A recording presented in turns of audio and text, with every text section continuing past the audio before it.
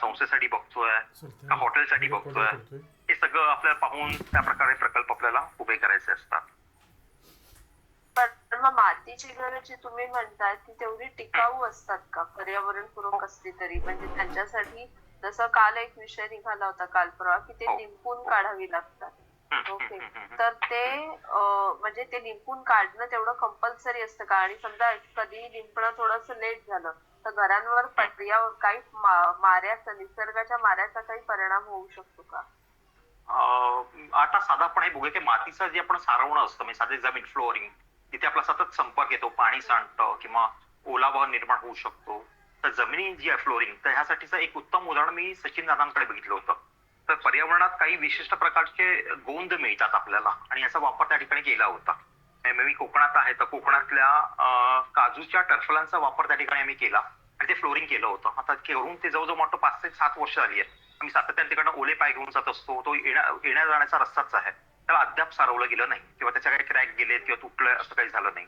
तर ह्या पद्धती आहेत, म्हणजे आम्ही ज्या परिसरात राहणार आहोत, ज्या परिसरात मी घर बांधतोय त्या परिसरात असे कुठलेही नैसर्गिक पदार्थ माझ्याकडे मिळतात याची यादी माझ्याकडे जर असेल आणि त्याचा वापर आपण जर करून बघितला, प्रयोग करून बघितला, तुम्हाला याचं सोल्युशन सापडू शकतं. कारण काजूच्या टरफलामध्ये एक वेगळ्या प्रकारचं ऑइल आहे आणि तुम्हाला सगळ्यांना माहिती असेल तर ते ऑइल काढून खास जे समुद्रात बोटी जातात ना, त्या बोटींना बाहेरून लावण्यासाठी हे ऑइल वापरलं जातं आणि ते खूप कॉस्टली विकलं जातं टरफलांचं ऑइल. तर हे फार कमी लोकांना माहिती आहे. तर त्यानुसार मग आपल्या त्या पद्धतीने आपल्याला घेऊन अशा प्रकारच्या निसर्गात वेस्ट आपण म्हणूया जाणाऱ्या गोष्टींचा वापर आपल्या आपल्या घरासाठी सुद्धा बांधकामामध्ये करता येऊ शकतो. सो आता खरं तर आपलं 8:33 झाले. 33 झालेले आहेत. हो, आणि बरीच मंडळी जॉईन झालेली आहेत ऑलरेडी. तर आपण काय 8:35 ला सुरू करूया, अजून 2 मिनिटं थांबूया. हो चालेल. मीटिंग किती वाजता सुरू करायची? 8:35 ला आपण सुरू करूया. कारण अजून काही मंडळी येतात, कोणी ऑन द वे असतं, कोणी आलेलं असतं, नुकतंच हातपाय हे काय जॉईनिंग चालूच आहे, मी जॉईनिंग करून घेतोच आहे प्रत्येकाला तुमच्याशी बोलत असताना. 8:35 ला आपण सुरू करूया. ठीक आहे. मला असं वाटतं की तोपर्यंत हा बोला बोला बोला बोला. नाही बोला तुम्ही बोला, मी बोलते. नाही, मी असं म्हणत होतो की सुरू आपण करून घ्यायला हरकत नव्हती. आपण तोपर्यंत कोण कोण मंडळी आज सध्या आता आपल्या या पहिल्या चर्चासत्रात सामील झाली आहे, तर प्रत्येकाने जर थोडक्यात ओळख करून दिली की माझं नाव काय, मी सध्या काय करतो आणि काय या गटाला जॉईन झालोय, माझं स्वप्न काय या गटाला जॉईन होण्यामागे, हे जर मांडून दिलं, हे सांगितलं तर सगळ्यांना ओळख होईल आणि कळेल की कोण कोण या ठिकाणी उपस्थित आहेत. तर अशी माझी एक विनंती होती खरं तर स्नेहाताई. ते करूया आपण. फक्त मला त्या सगळ्या आधी मला एक गोष्ट आता क्लिअर अशी करायची आहे की आत्मनिर्भर स्वयंपूर्ण खेड गो ग्राम हा विचार, हा कॉन्सेप्ट घेऊन आपण त्यावर काम करतोय, पण हा एक आपला विचार आहे. ओके, तर याच्यात जी व्यक्ती काम करेल ती त्या व्यक्तीची जबाबदारी ती स्वतः असेल. म्हणजे मी I am going to be responsible for myself. प्रत्येक व्यक्ती स्वतःसाठी जबाबदार आहे. आणि दुसरी महत्वाची गोष्ट, आपण यात कोणालाही कुठलेही फायनान्शियल व्यवहार करायला सांगत नाही. त्यामुळे आपण कोणीही ऍडमिन म्हणा किंवा इतर कोणीही, जर कोणी फायनान्शियल ट्रान्झॅक्शन केले, कुठले आर्थिक व्यवहार केले, तर कोणी ऍडमिन किंवा इतर कोणी त्याला जबाबदार नसेल. आणि तिसरी गोष्ट, आपण कधीही कोणाला, मी आता काही लोकांना यात पर्सनली ओळखते, कुंदन सर आहेत, स्वप्नील अधिकारी आहेत, त्यांना मी पर्सनली ओळखते, मी त्यांना भेटले, म्हणजे कुंदन सरांना मी भेटले, त्यामुळे मला माहितीये ते he is a very good person. मी असं नाही म्हणत की बाकीचे वाईट आहेत. मला म्हणायचं हे की आपण कोणालाही फिजिकली अवेलेबल राहायला किंवा तुम्ही ह्यांना जाऊन भेटा आणि प्रत्यक्ष तिथे जाऊन काम करा असं सांगत नाही. पण प्रोजेक्टची आपल्याला खात्री करावी लागते, ती आपली जबाबदारी आहे. जर मला एखाद्या प्रोजेक्टवर जाऊन काम करायचंय तर ते प्रोजेक्टची शहानिशा करणं, विश्वासार्हता बघणं ही माझी जबाबदारी, इतर कोणाची नाही. आणि सगळ्यात महत्वाचं, आपण इथे एका चांगल्या उद्देशाने एकत्र आलो. तर उगाचच एकमेकांना ब्लेम करणं, चुका काढणं, टिंगल उडवणं, खिल्ली उडवणं आणि एकमेकांना भांडणं, वाद घालणं, हे कृपया कोणी करू नका. आणि ज्याला हेच करत बसायचं असेल त्याने आमच्या बरोबर नाही राहिलं तरी चालेल. I am being very straightforward and blunt here, but this is very important to say की ज्या कोणाला वाद भांडणं आणि ह्या गोष्टी करायच्या असतील ना, त्याने don't try to spoil the group, the nature of group. This is all I can say. बरोबर बरोबर बरोबर. मध्ये कोणतरी बोलत होतं, कोणा काही मांडायचंय का? तर आपण 8:35 झालेत, आपण सुरू करूया. हो, आपण सुरू करूया. मला वाटतं कोणीतरी चंद्रकांत सरांनी प्रेझेंटेशन काहीतरी हे केलेलं आहे. कृपया ते प्रेझेंटेशन खाली करा. मला कनेक्ट करता येत नाहीये. माझा आवाज येतोय का? तुमचा आवाज येतोय आम्हाला, तुमचा आवाज येतोय. मला काय बाकी काय ते करता येत नाही. कसं तरी मी जॉईन झालेलो आहे. मी ऐकतो काय. बर. फक्त ते प्रेझेंटेशन तुम्ही जे हे केलेलं आहे ना, ते खाली करा, डाऊन करा, प्रेझेंटेशन बंद करा, म्हणजे तुमची स्क्रीन दिसणार नाही आम्हाला. ठीक आहे, तर मंडळी आपण आता सुरुवात करूया. 8:35 होऊन गेलेले आहेत खरं तर सुरुवातीला आपले ऍडमिन आपले सर जे आहेत ते काही गोष्टी मांडणार आहेत. आताच्या दिलेल्या सूचनांचं पालन आपण सगळे कराल अशी मी अपेक्षा करतो. त्याचबरोबर सुरुवातीला आपले सरांचं होईपर्यंत सध्या कोणी बोलूया नको, आपले पॉईंट्स आपण देऊन काढूया. आणि आपण सगळ्यांना सांगायची गरज नाही की आपण एकेकाने बोलण्याची संधी आपण नक्कीच देऊया. सगळ्यांच्याच विचारांचा आपण आदर करूया आणि आजची बैठक सफल करूया. तर मी ओव्हर टू आणि आपले समूहातली सर. लिंक पण टाकलेली आहे. समूहातली लिंक बरोबर. पण टाकलेली आहे, म्हणजे इनबॉक्स मध्ये लिंक टाकलेली आहे आपल्या ग्रुपची. जो कोणी जॉईन नसेल आणि इंटरेस्ट असेल, अपडेट्स हवे असतील लेटेस्ट, तर लिंक जॉईन करा, म्हणजे सगळी माहिती मिळत नाही. नक्कीच. तर आपले सर आता आपण घेऊ शकता. धन्यवाद. सगळ्यांना नमस्कार. मी माझा परिचय करून देतो. मी पराग आपटे, पुण्याला असतो. मी व्यावसायिक आहे. सिंहगड रोडला पुण्याला राहतो आणि मला समाजकार्याची पहिल्यापासूनच आवड होती. माझी स्वतःची धर्मवीर आनंद दिघे प्रतिष्ठान नावाची संस्था आहे. ज्या संस्थेच्या माध्यमातून वैद्यकीय सेवा पुरवली जाते. मुख्यमंत्री सहायता वैद्यकीय कक्षाशी आपलं संलग्नपणे काम चालतं. त्याच्यानंतर आता ही संस्था मर्ज केलेली आहे. मर्ज असं नाही आहे, काम सेपरेट सुरू, पण आता याचा टायअप झालाय. आता नवीन अजून एक आपण संस्था रजिस्टर केलेली आहे, सहभाग फाउंडेशन या नावाने. त्या संस्थेच्या माध्यमातून संलग्नपणे अजून कामं वाढवलेत. आता nature conservation, heritage, nature culture, स्वयंपूर्ण खेडी कशी असावीत आणि त्याच्याकरता आपण काय करू शकतो, या दृष्टिकोनातले जे काही सकारात्मक विचार लोकांचे आपल्या समोर येतात, त्यांना बरोबर घेऊन काम करायचं. आणि स्वयंपूर्ण खेड कसं असतं आणि आपण हे कसं उभारू शकतो, त्याचं एक उत्तम उदाहरण आपण एक महाराष्ट्रापुढे उभं करायचा प्रयत्न आहे. तर माझा एक तर फारसा मला यातला अनुभव नाहीये. मी स्नेहाकडनं शिकलो या गोष्टी. त्यामुळे फक्त मला जे माहिती आहेत गोष्टी, त्याबाबत मी माझे विचार मांडणार आहे. पहिलं म्हणजे स्वयंपूर्ण खेड म्हणजे काय, की ठीक आहे आपल्या जुन्या गोष्टी ह्या असाव्यात, म्हणजे काय म्हणतात की जुन्या पद्धती, जुन्या संस्कार किंवा जुन्या काही आचार विचार जे चालायचे पूर्वी स्वयंपूर्ण खेड्यात, की गौऱ्या थापणे किंवा शेणाचं घर असणे, सडा, रांगोळी, ह्या सगळ्या गोष्टी ह्या तर आवश्यक आहेतच. पण स्वयंपूर्ण खेड कसं असावं, हे सर्व सुविधांनी अद्ययावत असं जे गाव आहे त्याला आपण स्वयंपूर्ण खेड म्हणतो. आता एक उदाहरण घेऊया. पोपटराव पवार तुम्हा लोकांना कोणाला माहिती, नगर जिल्ह्यामध्ये ते काम करतात. सरपंच आहेत एका गावाचे नगर जिल्ह्यामध्ये. हिवरे बाजार का? हिवरे बाजार. हिवरे बाजार. हा, पोपटराव पवार केले. हॅलो. हा, कोणत्या, सॉरी मी इंटरप्ट करतोय, कोणत्या विषयावर चालू आहे हा मीटिंग? काय विषय काय आहे मला समजलं नाही. मी आता जॉईन. स्वयंपूर्ण खेडी, आत्मनिर्भर गोग्राम यावर आपण चर्चा घेतोय. माफ करा पण गणेश सर, तुमचा आवाज जरा बंद केलात. माईक तर स्पष्टपणे ऐकायला येईल. बाकींचे माईक्स आणि व्हिडिओज कृपया बंद ठेवा, म्हणजे आपल्या सगळ्यांना स्पष्टपणे ऐकायला येईल. धन्यवाद. कंटिन्यू करू? हो, कंटिन्यू करा आपले सर. तर या दृष्टिकोनातून स्वयंपूर्ण पोपटराव पवार जे आहेत त्यांनी हिवरे बाजारमध्ये काय केलंय, पहिलं म्हणजे हिवरे बाजारमध्ये पाण्याची बोंबाबोंब होती. नगर जिल्हा दुष्काळी भाग आहे, पाण्याचे ठणठणत, पाण्याला काय म्हणजे नसायचंच तिथं पाणी 18 महिने. त्यांनी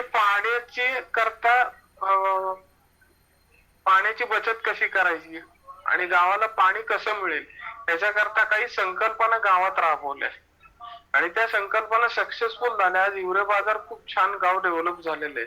पण ते डेव्हलप पाणी मिळतंय म्हणून डेव्हलप झालंय असं म्हणू आपण? पूर्ण डेव्हलप झालंय का? हिवरे बाजारमध्ये इंटरनेटची सुविधा आहे का? हिवरे बाजारमध्ये उत्तम दवाखाना आहे का? हिवरे बाजारमध्ये सरकारी योजनांचा पुरेपूर तिथं अंमलबजावणी केली जाते का? हिवरे बाजारमध्ये तहसीलदार कार्यालय अद्ययावत आहे का? ग्रामपंचायत अद्ययावत आहे का? कलेक्टरचं लक्ष आहे का हिवरे बाजारवरती, या गावावर? तिथं चालणाऱ्या गोष्टी, तिथं चालणारं कामकाज, या सगळ्या गोष्टींची जबाबदारी कुठल्या तरी व्यक्तीने घ्या. तर तिथं ग्रामपंचायतीमध्ये गटविकास अधिकारी असतो जो हे सगळ्या गोष्टी बघतो. तर त्यामुळे आपला संपर्क, आता आपण एखादं खेडं डेव्हलप करायला घेतलं तर त्याच्यामध्ये आपण तिथं पहिलं जाऊन सर्वे करणं गरजेचं आहे की ह्या स्वयंपूर्ण खेडं जे डेव्हलप करायचा प्रोजेक्ट घेतोय त्याच्यामध्ये कुठल्या गोष्टींच्या सुविधांचा अभाव आहे. त्याचा एक प्रोजेक्ट रिपोर्ट आपल्याकडे तयार पाहिजे. तो रिपोर्ट तयार झाल्याच्या नंतर आपल्या संस्थेमार्फत आपण CSR मागू शकतो. CSR म्हणजे विक्रम पडके सरांना माहिती आहे, कॉर्पोरेट सोशल रिस्पॉन्सिबिलिटी. हा, स्नेहाला पण माहितीये. CSR मागू शकतो. प्रशांत सर तुम्हालाही माहिती आहे सगळे. तर CSR मागू शकतो. पण आपला रिपोर्ट हा म्हणजे त्या रिपोर्टला एक स्ट्रॉंग हे पाहिजे की हा रिपोर्ट दिल्यानंतर आपल्याला CSR मिळणारच आणि त्या बेसवर आपण ते खेडं डेव्हलप करू शकू. नुसतं तिथं शेणाने सारवलेलं घर किंवा मंदिर आणि तिथं चालणारी संध्याकाळची आरती, या गोष्टी आहेतच, गरजेच्याच आहेत. सुसंस्कारित खेडं म्हणतात त्याला. पण त्याच्याबरोबर अद्ययावत सुविधा पण पाहिजे. ऍडव्हान्स खेडं करायचंय आपल्याला, दोन्ही म्हणजे संस्कारित पण आणि ऍडव्हान्स पण, असं दोन्ही करायचंय. ह्या दृष्टिकोनातून आपल्याला पावलं उचलायची. थोडं स्नेहाच्या मागाच्या बोलण्यामध्ये मी इंटरप्ट करतो. आपल्याला हे जे प्लॅटफॉर्म आपण तयार केलेला आहे हा ऑनलाईन चर्चासत्र आपलं चालू राहीलच, त्याच्यात काही आपण खंड पाडणार नाही आहोत. पण ऑफलाईन सुद्धा आपल्याकडनं काम अपेक्षित आहे. अपेक्षित म्हणजे काय की तुम्ही तुमचा एक सहभाग नोंदवायचा आहे. तुमच्याकडनं कुठल्याही पैशाची अपेक्षा केली जात नाही, पण सहभाग नोंदवायचा आहे. आणि तुम्हाला जर संस्थेचा कार्यकारिणी सभासद व्हायचा असेल तर त्याची प्रोसेस आपण नंतर, ते मी सांगेन तुम्हाला. हे स्वयंपूर्ण खेडे हे जे कॉन्सेप्ट आहे ते पूर्णपणे सहभाग फाउंडेशनच्या मार्फत यापुढे रन केले जाणार आहे, असं सगळा हा विचार आहे. आता या सहभाग फाउंडेशन मध्ये स्नेहाताई गव्हर्निंग बॉडीवरती आहेत, त्या मेन बॉडीवर आहेत. तर बाकीचं आता स्वयंपूर्ण खेड्यामध्ये आपल्याला स्वयं डेव्हलप करायचं असेल तर मेडिकल, तिथली अद्ययावत सुविधा, वैद्यकीय सुविधा भयंकर स्ट्रॉंग करायला लागणार पहिली गोष्ट म्हणजे. कारण तिथल्या खेड्यातल्या लोकांना या गोष्टींचा अवेअरनेस फार कमी असतो.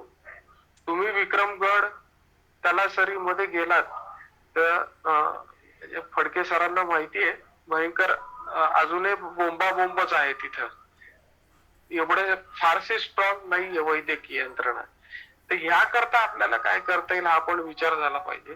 त्याच्याकरता आपल्याला भेटणं गरजेचं आहे सगळ्यांना.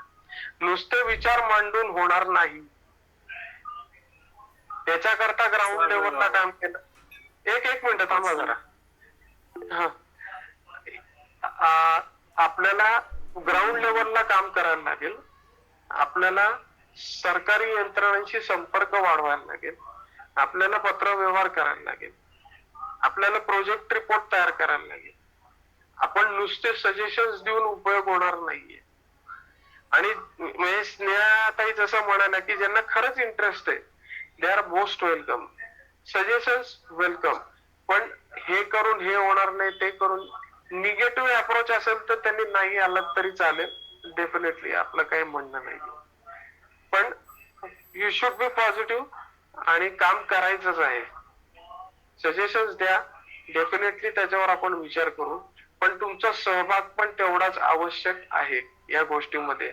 स्वयंपूर्ण खेडं डेव्हलप करायचं काम 4 लोकांचं नाही, हे 40 लोकांनी मिळून काम सुरू केलं तर त्याच्यात अजून 40चे 400 जण होतील आणि ते खेडं अद्ययावत आपण डेव्हलप करू शकू. एक आदर्श खेडं म्हणून आपण महाराष्ट्रामध्ये त्याचं नाव आणू शकू पुढे, असं माझं मत आहे. पण त्याच्याकरता सगळ्यांचा सहभाग आवश्यक आहे. स्वयंपूर्ण खेड्यामध्ये पहिली सुरुवात जी करायला लागेल ते कुठलं तरी एखादं खेडं आपल्याला हे करायला लागेल की त्याच्यामध्ये कुठल्या सुविधांचा प्रादुर्भाव आहे, म्हणजे त्या कुठल्या सुविधा मिळत नाहीये तिथं. फार झिरो पासून एंड पर्यंत कुठलीही सुविधा, म्हणजे फार टॉयलेट नाहीये किंवा काय, फार अगदी किराणा मालाचं दुकान नाहीये किंवा तिथं रेशनचं धान्य मिळत नाहीये, डॉक्टरचा सरकारी दवाखाना नाहीये, स्ट्रीट लाईट नाहीये, गटार सगळी ओपन आहेत, गटार बंद आहेत, पाण्याची बोंबाबोंब आहे. स्त्रियांना जे काही पीसीओडीचा त्रास होतो त्याच्याकरता जो अवेअरनेस तिथे झाला पाहिजे, ह्या सगळ्या गोष्टी करणं गरजेचं आहे. तरच ते खेड स्वयंपूर्ण होईल ना. ह्या जसं संस्कारित करायचं तसं अद्ययावत पण करायचं ना. नुसतं संस्कारित खेड करून चालणार नाहीये, असं माझं तरी मत आहे. आता तुमचे काय विचार असतील ते तुमचे तुम्ही सांगू शकता. पण स्वयंपूर्ण खेड डेव्हलप करायची माझी कन्सेप्ट अशी आहे, संस्कारित plus advance technology based Khed करणं आवश्यक आहे. कोल्हापूर जिल्ह्यामध्ये गडिंग्लज तालुक्यामध्ये एक गाव आहे, मला त्या गावाचं नाव नाही माहिती, धैर्यशील माने म्हणून तिथं खासदार आहेत, त्यांचं गाव आहे ते. तिथं ते गाव कधी कोणाला जमलं तर जाऊन बघा ते काय होतं 5 वर्षापूर्वी आणि आता ते गाव काय झालंय. कुठल्याही राजकीय नेत्यांनी डेव्हलप केलेलं गाव नाही, तिथल्या लोकांनी एकत्र येऊन डेव्हलप केलेलं गाव आहे. CSR मिळाला त्यांना कोल्हापूर मधल्या काही कंपन्यांकडून आणि ते गाव डेव्हलप झालेलं आहे. त्याच्यात टाटानी सुद्धा बऱ्याच गोष्टी टाटानी तिथं फंड्स दिलेले आहेत, किर्लोस्करांनी दिलेले आहेत, हे मी स्वतः पाहिलेलं आहे. करायचं असेल आपण करू शकतो. अप्रोच पॉझिटिव्ह पाहिजे आणि रिपोर्ट तयार पाहिजे. कंपनीकडे जाऊन CSR मागण्याकरता आपला स्वतःचा सेल्फ स्टडी हा खूप स्ट्रॉंग पाहिजे. नुसतं चर्चा करून काहीही होणार नाही. You should be well prepared in all respects. आणि याच्यात सगळ्यांचा सहभाग आवश्यक आहे डेफिनेटली. म्हणजे एकट्या स्नेहाचं काम आहे किंवा प्रशांत सरांचं काम आहे, doesn't matters anything. Prashant sir स्वतः मग ते करू शकतील, स्नेह करू शकेल, मी करेन. प्रत्येकाचा सहभाग आवश्यक आहे याच्यात. आणि थँक्यू व्हेरी मच मला बोलण्याची संधी दिल्याबद्दल. स्नेहा कंटिन्यू कर. बरं, मला असं म्हणायचंय, पहिल्यांदा सगळ्यांना नमस्कार. सगळे ओळखत असतील मला तर माहित नाही, पण मी स्नेहा कर्णिक आणि माझ्या आम्ही एनजीओ चालवतो. तर मला हे म्हणायचंय की जे आपण सध्या स्वयंपूर्ण खेड्यात जे भाग आहेत की सस्टेनेबल हेरिटेज, नेचर, कल्चर हे तर आहेच त्या सगळ्यामध्ये. तर त्याच्यामध्ये मला काही स्वतःलाच पण आता प्रश्न पडलेले आहेत की आपल्याला मंदिर वगैरे ते ठीक आहे, ते सगळं हवंच आहे, पण ज्या ज्या सुविधा आहेत त्या निसर्गपूरक असाव्यात असं माझं मत आहे. आता बाकीच्यांचं मत मला माहित नाही, पण मला तरी वाटतं की ज्या कुठल्या ऍडव्हान्स सुविधा असतील जसं टॉयलेट्स आहेत त्यात निसर्गपूरक असाव्यात. आपल्या कुठल्याही सुविधांमुळे निसर्गाची हानी होता कामा नये. निसर्गाला धरून आपण जर काही शाश्वत असं उभारू शकलो तर इट इज मच बेटर. बाकी अजून कोणाला काय बोलायचं ते बोलू शकतो. हा, एक मिनिट मी इंटरप्ट करतो. अमित बर्वे, हॅलो. अमित बर्वे सरांनी मला काही हे पाठवलंय. Barve sir, hello Barve sir. Barve sir आलेत का? आहेत मीटिंग मध्ये? नाही, बरं ठीक आहे. मी एक काम करतो, ते त्यांनी काही म्हणजे स्वयंपूर्ण खेड्यामध्ये काही प्रश्नावली टाकली की आले का बर्वे सर? हॅलो. हा बोला सर, बोला. तुम्ही जे आता मला पॉइंट्स पाठवलेत ना ते जरा ग्रुपवर टाका सर. बरं बर्वे सर, तुम्ही पण मत मांडा तुमचं. तुम्ही आता वर्बली जरी सांगितलं ना तरी चालेल, काही प्रॉब्लेम नाही. नाही, ते बरीच क्वेश्चनर्स मी बराच अभ्यास करून बनवलेले हो. 5 क्वेश्चनर्स मी तुम्हाला पाठवल्या. त्या मला इकडे शेअर करता आल्या तर मी करतो, नाही तर तुम्ही करून टाका. माहिती. बरं ठीक आहे, मी करतोय आता शेअर. आणि बाकी कसं आहे की जशी ऑपॉर्च्युनिटी मिळते तसंच आपण पुढे सरकू शकतो. म्हणजे कसं असतं, काही काही गोष्टी आपल्या मनाप्रमाणेच होतात त्याच्यातला भाग नाही. काही काही गोष्टी आपल्याला ऍडजस्ट करायला लागतात वेगवेगळ्या कारणांमुळे. तर आपण जसजसा विषय निघेल तस तसं मी माहिती टाकत जाईन, माहिती घेत जाईन, असं करू. ठीक आहे, हरकत नाही. महत्वाची काही बोलायचंय तरी बोलू शकता. हा बोल. महत्वाची गोष्ट अशी आहे की बर्वे सरांनी आता जे पॉइंट टाकलेत ते प्रत्येकाने स्टडी करा. खूप छान त्यांनी अभ्यास करून ते मुद्दे टाकलेले आहेत की स्वयंपूर्ण खेड्यामध्ये कुठल्या कुठल्या गोष्टींची प्रॉब्लेम आहेत, ते काय करणं गरजेचं आहे. ह्या गोष्टीचाच अभ्यास आपल्याला करायचा आहे. आणि आपल्याला एखादा खेड ह्या जे 5 क्वेश्चनर्स मी बनवल्या तर त्याच्या मागे पार्श्वभूमी अशी आहे की म्हणजे हे जे आपले लोकप्रतिनिधी असतात, आपल्या ज्या अडचणी आहेत, वेगवेगळ्या गावांच्या ज्या अडचणी आहेत त्या आपण प्रतिनिधींपर्यंत पोहोचवल्या पाहिजेत. कदाचित असं असू शकेल की त्यांनाही माहिती नसेल आणि मधल्या प्रशासनालाही काही गोष्टी, म्हणजे वरिष्ठ लेवलच्या प्रशासनालाही काही गोष्टी माहिती नसतात. तर त्या पोहोचवण्यासाठी या गावांचे सर्वे करून त्यांचं डाटाबेस तयार करून आपण तो इन्फॉर्मेशन पाठवायला पाहिजे. आणि तसे माझे काही प्रयत्न पण चालू आहेत. आता मी एक जस्ट इंटरप्ट करतो बर्वे सरांच्या ह्याच्यात. बर्वे सर, हे जे तुम्ही म्हणता ना की लोकप्रतिनिधींना माहिती नसतं, आता माझा अनुभव तुम्हाला सांगतो, लोकप्रतिनिधींना सगळं माहिती असतं पण माहिती असून माहिती नसल्यासारखं ते दाखवतात. त्यामुळे आपल्याला काय करायचंय, आपल्याला ऑन पेपर सगळं करायचंय. लोकप्रतिनिधींना तर पत्र त्यांना खेचायचंच आहे याच्यात, आपण मीडियाला पण खेचणार आहे याच्यात. त्यामुळे आपण हे करतो ना, म्हणजे आपण हा जो डाटा गोळा करतो आणि लोकप्रतिनिधींना कळवतो, हे निदान डॉक्युमेंटेड राहतं. नाही कळवायचंच आहे. याची सुरुवात करायची कुठून मी तुम्हाला सांगतो. लोकप्रतिनिधींपेक्षा याचा पहिलं आपलं जे काय म्हणतात की आपलं रिपोर्ट, आपलं निवेदन हे कलेक्टरला गेलं पाहिजे. कलेक्टर हा मेन अधिकारी आहे, म्हणजे काय म्हणतात की he is appellate authority, approved appellate authority. त्यामुळे पहिलं कलेक्टर आणि मग तिथले आमदार खासदारांना द्यायचंच आहे पत्र, त्यांना कामाला लावायचंच आहे. आणि त्यांना पत्र देताना तिथं पत्रकार पण घेऊन जायचे बरोबर, प्रेसचे लोक. तरच त्याचा इम्पॅक्ट जास्त पडतो, असं माझं म्हणणं आहे. तर ह्या गोष्टी सगळ्या करणं, बेसिकली माझं हेच म्हणणं आहे की या सगळ्या गोष्टी म्हणजे आपण डिस्कशन करतो वगैरे सगळं हे करायची कोणाकोणाची तयारी आहे हे पहिलं मला सांगा. नुसतं आपण चर्चा करतोय दॅट इज ओके. मी माझा अख्खा व्यवसाय सोडून, माझी नोकरी धंदा सोडून हे करायला तयार आहे. माझा व्यवसाय पण मी बाजूला टाकेल, ठीक आहे, काहीतरी समाजाकरता देणं लागतो ना, चला करूया.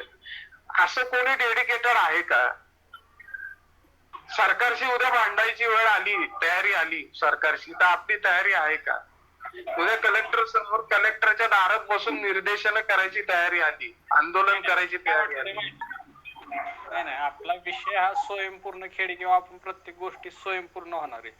तर मग ते सरकारच्या बाजूला ठेवून आपली आपणच व्यवस्था उभी करायची ना, पॅरल. चर्चा कशी करणार?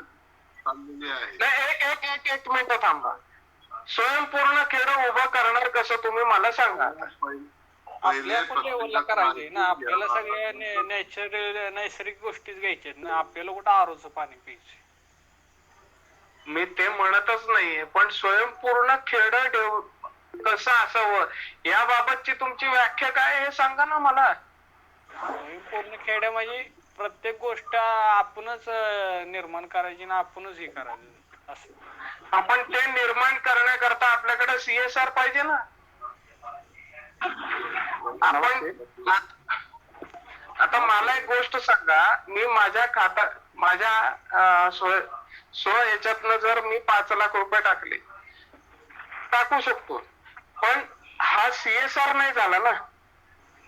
आपल्याला त्याच स्वयंपूर्ण खेडं तयार करण्याकरता आपल्याला CSR मिळवायला लागणारच आहे. आपण किती लोक देणगी देतील मला सांगा बरं. संस्था रजिस्टर असून सुद्धा कोणीही देत नाही. नमस्ते, मी प्रवीण बोलतोय. थोडा वेळानं जॉईन झालो त्यामुळे विषय समजलेला नाहीये. तरी मी स्वयंपूर्ण विषयी माझी माहिती थोडी सांगतो. आपल्याला यात सरकारी मदत किंवा सरकारचं अर्ज वगैरे देण्याची गरज लागते का? CSR म्हणजे काय मला माहित नाही, थोडी माहिती द्या. कॉर्पोरेट सोशल रिस्पॉन्सिबिलिटी म्हणजे कंपनीकडं एक निधी असतो समाज कार्यासाठी देण्याकरता. एक ठराविक टक्केवारी असते कंपनीकडे. प्रत्येक मोठ्या MNCs कडे. स्नेहा किती टक्के असते का ती? ती 2% अॅन्युअली असते. हा, तर त्या निधीतनं % ऑफ देअर अॅन्युअल प्रॉफिट. हा, तर त्या प्रॉफिट मधून ते आपल्याला CSR देतात based on the report provided by us. आपण त्यांना रिपोर्ट दिला कंपनीला की असं या गावात या सुविधांचं म्हणजे प्रॉब्लेम आहे, तिथं या गोष्टी उभं करणं गरजेचं आहे, तर ते आपल्याला त्याच्याकरता CSR देतात. मग त्या CSRच्या माध्यमातून म्हणजे तो निधी देतात, त्या निधीच्या माध्यमातून आपण त्या गोष्टी तिथं करू शकतो. आता माझी एक म्हणणं आहे की याची खरंच आपल्याला गरज लागणार आहे का? 100% लागणार आहे. बरं, मी बोलू का जरा मध्ये? 1-2 बोला, मिनिटं बोला. ऐका ना जरा. माझं वय 67 वर्षाचं आहे. ग्रुपवरच्या चर्चा ऐकल्यानंतर या ठिकाणी मला असं जाणवतंय की इथे समजण्यामध्ये थोडी गफलत होते. स्वयंपूर्ण खेडं म्हणजे काही ठराविक लोकांनी सेंद्रिय, गोपालन, निसर्ग, पर्यावरण, आरोग्य, साक्षरता वगैरे हे विषय घेऊन एखाद्या ठिकाणी मॉडेल गाव बनवणं. याच्यामध्ये स्वयंपूर्ण मध्ये CSR ची घ्यायची गरज नाही. CSR हा NGOचा विषय आहे. NGOनी एखादं खेडं दत्तक घ्यायचं, तिथे जाऊन काम करायचं, तिथे तुम्ही CSR ऑपरेट करू शकता. पण तुम्ही, मी किंवा माझ्याकडे आज 5-50 एकर जमीन आहे, मी त्या ठिकाणी एक खेडं जर वसवायचं म्हटलं तर मी 50-100 लोकांना ती जमीन देऊन तिथे त्यांनी घरं तयार करावी, तिथे 12 बलुती तयार करावी वगैरे वगैरे जे लागतं अन्नधान्य पिकवावं, आणि एक सेंद्रिय गाव थोडक्यात तिथे गोपालन असेल, निसर्ग असेल, तिथे हिंसा होणार नाही, ही जी एक संकल्पना आहे, पर्यावरण रक्षण होईल, हा एक मूलभूत समजण्यात थोडीशी गफलत होते. काही जणांना असं वाटतं NGO म्हणून हे काम करून एखादं खेडं दत्तक घेऊन ते पुढे करावं हिवरे बाजासारखं. काही जणांना असं वाटतंय की आपण स्वतःच तिथे शेतकरी बनावं, स्वतःच सगळं करावं आणि एक गाव बनावं. आता मी फक्त ऐकायची भूमिका घेणार आहे. जिथे कुठे कमी पडेल तिथे मी तुम्हाला मदत कुठल्याही भागात. मी पण NGO चालवतो. माझी आता 3 वर्षाची परिक्रमा चालू आहे. बलिदानाचा इतिहास शाळांमध्ये मी पोहोचवतोय. मी 10,000 क्रांतिकारकांचा पोस्ट लिहिलेला आहे. गायीवरती अभ्यास आहे. 450 गायी सांभाळतो वगैरे सगळं भरपूर आहे. आता काय बोलायला वेळ नाही, पण मी आपलं नाव सांगा. नाव सांगा आपलं. चंद्रकांत शहासनी. कुठे असतं आपण सर?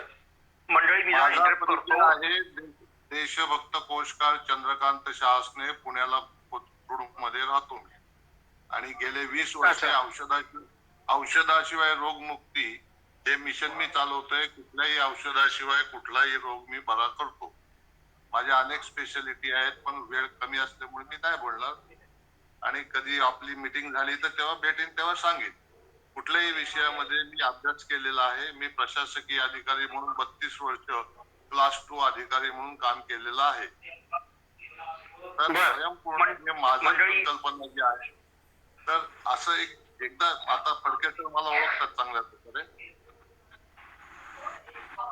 मंडळी, माझं मांडणी मी सुरुवातीला जी केली होती तीच मी तुम्हाला सांगतो. मी प्रशांत सावंत, ऍडमिन आहे या ग्रुपचा.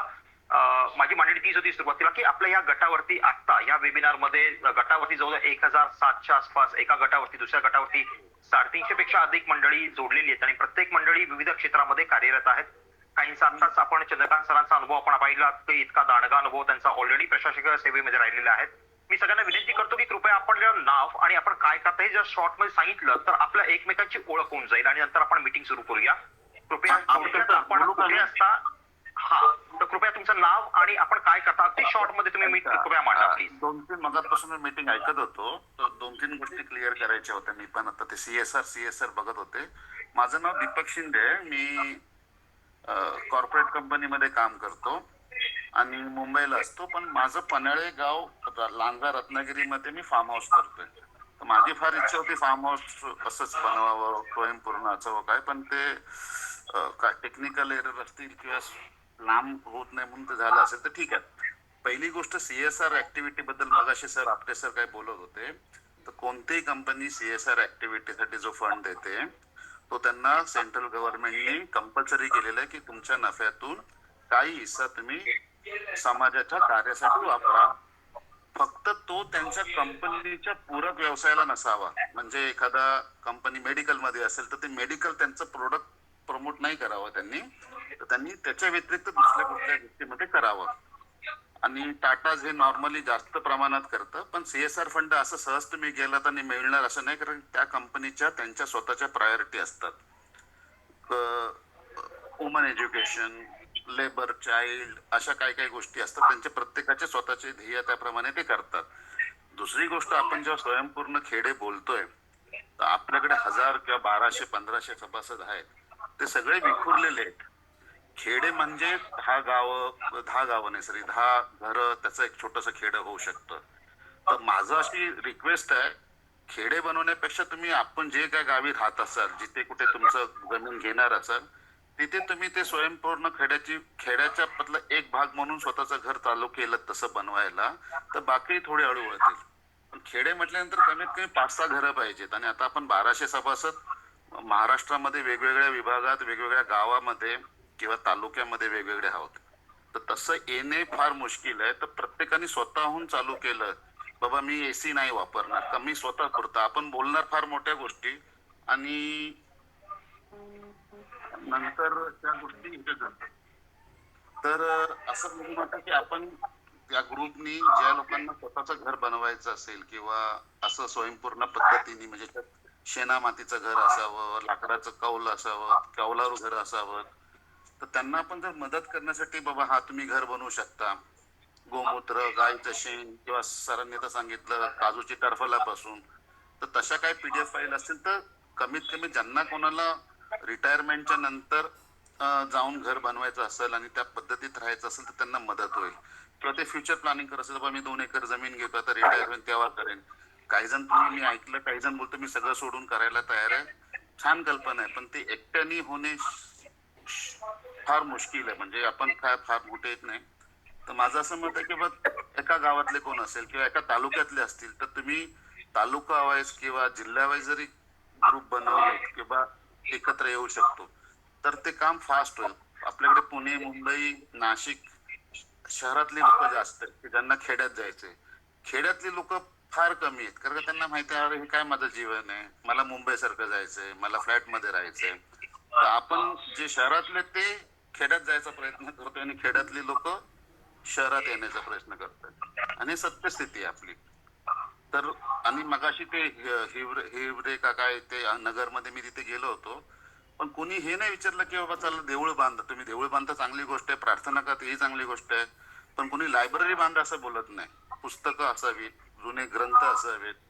तर असं काय असेल तर ते छान आहे. एवढंच माझं रिक्वेस्ट आहे. आणि जर तुम्ही जे लोक नवीन येतात त्यांना काही घर बांधायचं असेल त्या पद्धतीचं, जसं काजूची टरफल्यापासून मी पहिल्यांदाच ऐकलं, नॉर्मली शेणापासून गोमूत्रापासून माती कुजवून ती बनवतात, भिंती बनवतात, असं मी केलं, बघितलं पण आहे.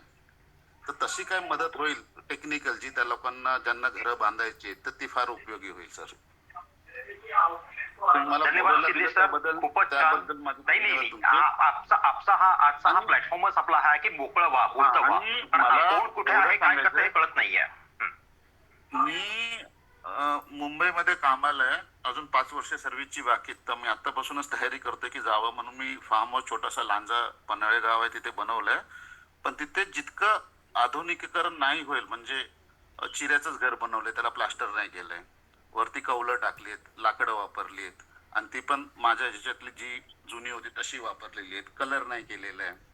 आणि जेवढं व्हेंटिलेशन जास्त असे करू शकतो, म्हणजे हाईट जास्त ठेवली म्हणजे ऊन लागणार नाही. पण काही गोष्टी अनिवार्य आहेत. आता पुण्यामध्येच काहीतरी, मला मॅडमचं नाव आठवत नाही त्यांचं, पण त्यांच्या घरात गेली 30 वर्ष काहीतरी लाईटच नाहीये, ते काहीच हे करत नाहीत. तर ते एवढं टोकास जाऊ शकत नाही काही जण, त्याला वेळ लागेल त्या मार्गावर जायला. पण हा बाबा ठीक आहे, आपण लाईट न वापरता सोलर लाईट वापरली तर कार्बन फूट इम्प्रेशन कमी होऊ शकतं. तुम्ही पाणी जिरून स्वतःची विहीर खणून ठेवली ते तरी म्हणजे 100% तर नाही, पण त्या रस्त्यावर तर तो माणूस चालू झाला. तुम्ही डायरेक्ट बोलाल की तुम्ही असं करा, तर ते फार म्हणजे बोलणं, ऐकणे आणि चर्चा करणे फार गोष्ट छान आहे. पण जेव्हा जेव्हा आपण संध्याकाळी जातोय, आता आपण मोबाईल वापरतोय, ही टेक्नॉलॉजी आहे, ती अनिवार्यच आहे तुम्हाला. जर आपण स्वयंपूर्ण खेड्याप्रमाणे त्या कल्पनेत असाल तर आपण कसं करणार, कसं बोलू शकतो. तर काही गोष्टी अनिवार्य आहेत आपल्याला, त्या जसं सरांनी सांगितलं मॉडर्न पण असायला पाहिजे, पण त्याचवेळी जितकं फुटप्रिंट, कार्बन फुटप्रिंट कमी करू, तर ते एक महत्वाचा भाग असतो स्वयंपूर्ण खेड्यामध्ये असायला पाहिजे. पण खेड्यामध्ये राहून दे, आपण आपल्या घरात जरी केली सुरुवात, किंवा आपल्या घरातून कार्बनचं उत्सर्जन किती होतंय, लाईट मधून होतंय, गॅस मधून होतंय, हीटर मधून होतंय, टेलिव्हिजन मधून. आता माझ्या घरी, म्हणजे मी सत्य सांगतो तुम्हाला, माझ्या घरी माझा मुलगा जेव्हा 10वीला गेला तेव्हा मी टीव्ही काढून टाकला. म्हणजे टीव्ही आजही आहे माझ्याकडे, पण केबल म्हणजे टीव्ही फक्त एक दाखवायचं फ्रेम मध्ये ठेवलेलं आहे. आणि आता 10वी ते आता तो मला वाटतं 7, 8, 9 वर्ष झाली आमच्या घरी टीव्हीचं कनेक्शनच नाहीये. मग हे एक प्रकारे होऊ शकतं की बाबा ठीक आहे, आपण त्या रस्त्यावर चालू झालोय. पण आता मुंबईमध्ये तुमची अशी परिस्थिती होती की 50, 40, 45 डिग्री टेम्परेचर होतं, तर तुम्ही एसी वापरताय. पर्याय नाही तुम्हाला. मुंबईमध्ये राहत असाल 7व्या माळ्यावरती किंवा टॉप फ्लोअरवरती, तर तुम्हाला जेवढं जीवनशैलीत बदल करू शकतो आणि कमी कार्बन फुटप्रिंट कमी करू शकतो, तर ते होऊ शकतं. पण सगळंच चेंज करा आणि म्हणजे सगळं सोडून आपण संन्यास घ्यायला, तर ते शक्य नाही. प्रत्येकाच्या आशा आकांक्षा वेगळ्या आहेत, इच्छा वेगळ्या आहेत. ठीक आहे, रिटायरमेंट नंतर काही करत असतील, पण कमी जेवढं करू शकतो तेवढं. प्लास्टिक आता बघा ना, आपण सगळेच बोलतो पण सगळेजण प्लास्टिक वापरतो. आपण असे किती जण आहेत की बाबा मी प्लास्टिक वापरत नाही, ह्याच्यामध्ये ग्रुपमध्ये आता जे 40 लोक आहेत वापरतात. आपण प्लास्टिकची बॉटल, बिस्लेरी शिवाय पण पाणी पित नाही. पण मी कधीच आतापर्यंत, तुमच्या अजून एक गोष्ट सांगतो, मी आजही बीएमसीचं नळात आलेलं पाणी पितोय. माझ्या घरी फिल्टरही नाही. असे किती जण आहेत मग? म्हणजे मी म्हणत नाही की मी छान करतोय, पण माझा भाऊ डॉक्टर आहे, तो बोलला की जेवढं तू साधं तिथलं लोकलचं पाणी पिशील तेवढी तुझी इम्युनिटी वाढेल. जेवढं तू बिस्लरी पिशील तेवढी तुझ्या बॉडीला फ्रेश पाणी लागते आणि ते त्याला सवय असते. हा साधा सिद्धांत आहे. लोक, हा आता तुम्ही ट्रॅव्हल करताय त्यावेळी बिस्लरी ठीक आहे, पण जेव्हा घरी असता किंवा गावी असता तर किती जण विहिरीचं पाणी पितो किंवा ते न फिल्टर घेता पितोय. आपण मिनरल वॉटर बोलतो, बाबा मला मिनरल वॉटर दे, पण मिनरल वॉटर म्हणजे काय? दगडातून, खनिजातून आलेलं पाणी, ते पिणे. पण आपण नाही करत तसं. म्हणजे हे सत्य आहे. बिस्लरी शिवाय आपण, म्हणजे हॉटेलमध्ये तुम्ही विचारलं बिस्लरी नाही पित असेल तर ते एक स्टेटस, अरे माझं स्टेटस कमी झालं, मी बिस्लरी नाही पिते. पण किती जण आहेत बाबा, मला त्याला विचारायचं, बाबा तू पितोस काय पाणी, काय प्रॉब्लेम नाही, ठीक आहे मग मी पिऊ शकतो. पण ते आपण करत नाही. आपण फक्त, म्हणजे सॉरी टू से, काही जण बोल असतील की काय चाललंय, पण हे सत्य आहे. तर पहिला वैयक्तिक तुम्ही किती त्या स्वयंपूर्ण खेड्याकडे किंवा स्वयंपूर्ण कार्बन फुटप्रिंटकडे जाताय, ते फार महत्वाचं आहे. मी बिस्लरी नाही पित, अंडीला एखादं पावसाच्या गोळीत बाहेर असेल तेव्हा गोष्ट, हॉटेलमध्ये जे पाणी नळाचं येतं ते पितो. त्याचे फायदे पण आहेत, कारण का तेवढी तुमच्या कदाचित तुम्ही आजारी पडू शकता. शक्यता आहे 90% तुम्ही आजारी पडू शकाल ते बाहेर पाणी पिल्यानंतर. पण जेव्हा तुम्ही परत तयार व्हाल त्यावेळी ती तुमची इम्युनिटी तयार झालेली असते ते पाण्यासाठी, त्या प्रकारच्या रोगासाठी. असं काही नाही की आणि तुम्ही बिसलरी पाणी पिऊन लोकांना जॉईंटिस होत नाही, कावीळ होत नाही, असं काही नाही, सगळ्यांना होतात. पण हे माझं मत आहे, मला जास्त बोलायला तुम्ही दिलं त्याबद्दल मी धन्यवाद. पण ही सत्य परिस्थिती आहे. तर माझं धन्यवाद एवढं सर, जिथे खूप छान मांडणी केली खरंच तुम्ही. खूपच छान मांडणी केलेली आहे. वैयक्तिक आपण जेवढं आपली प्रगती करू त्या पद्धतीने तर ते बरं होईल. आणि मग खेडं म्हणायचे म्हणजे आपल्याला कदाचित ते काय बोलतात ना, हाऊस असतात तिथे सगळ्यांना जाऊन घ्यावा लागेल, 1-1, 2-2 गुंठा, आणि तिथे जाऊन राहावं लागेल, तर ते मग खेडे बनेल.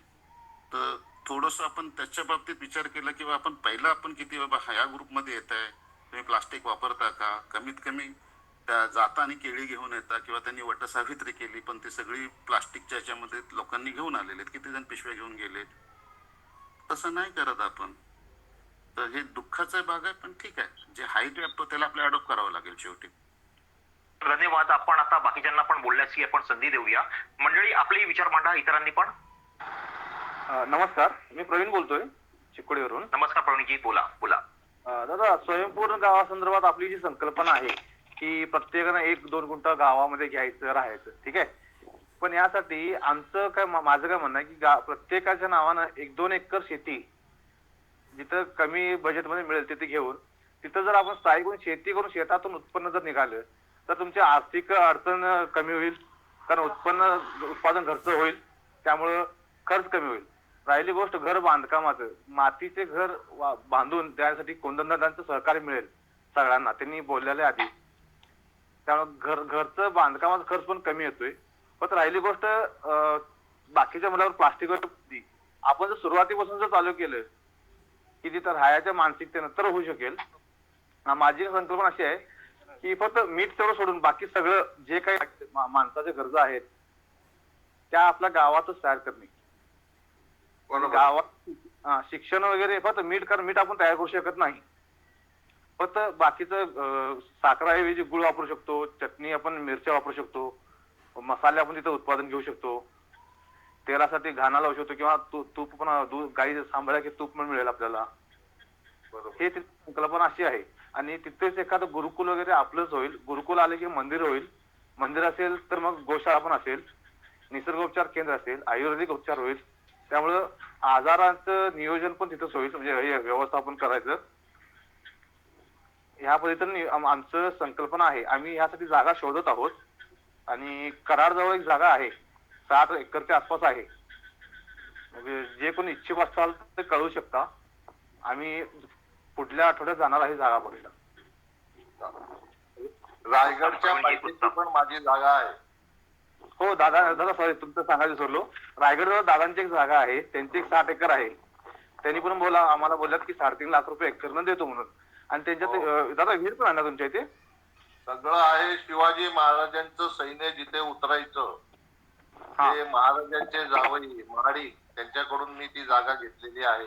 म्हणजे महाराजांच्या सानिध्यामध्ये आपला संकल्प पुरा होतो.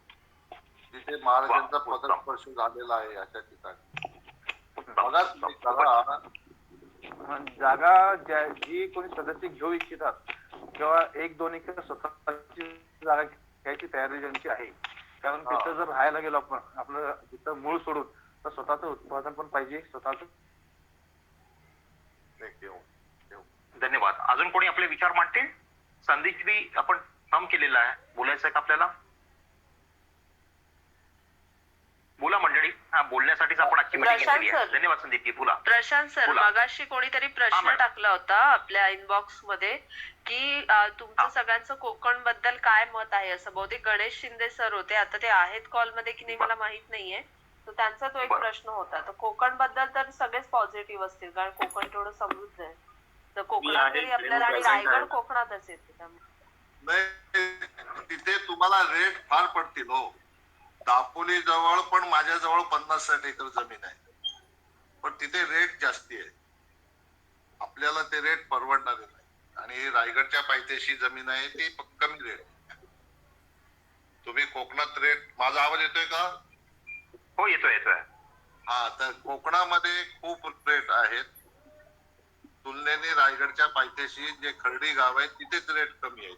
आणि एक माझ्या जिद्दीने मी ते घेतली महाराजांच्या गडावर सातबारा करण्यासाठी. आणि तुम्ही चांगला उपक्रम करताय म्हणून मी देणार आहे ती, नाहीतर म्हणजे मी वेगळ्या जिद्दीने घेतलेली आहे ती जागा. हा, अशा प्रकारेच मला एक माझी कन्सेप्ट आहे ती टोटल वेगळी आहे थोडी. हिंदू विलेज, हजारो क्रांतिकारकांचे फोटो माझ्याकडे आहेत. आज 5,000 क्रांतिकारकांचे फोटो माझ्याकडे आहेत. तिथे बलिदानाचं मंदिर उभं करणार आहे. माझ्याकडे तिथे भरपूर जागा आहे. आणि त्याच्या दृष्टीने माझं आता जमीन मोजणीचं पण काम चालू आहे तिथे.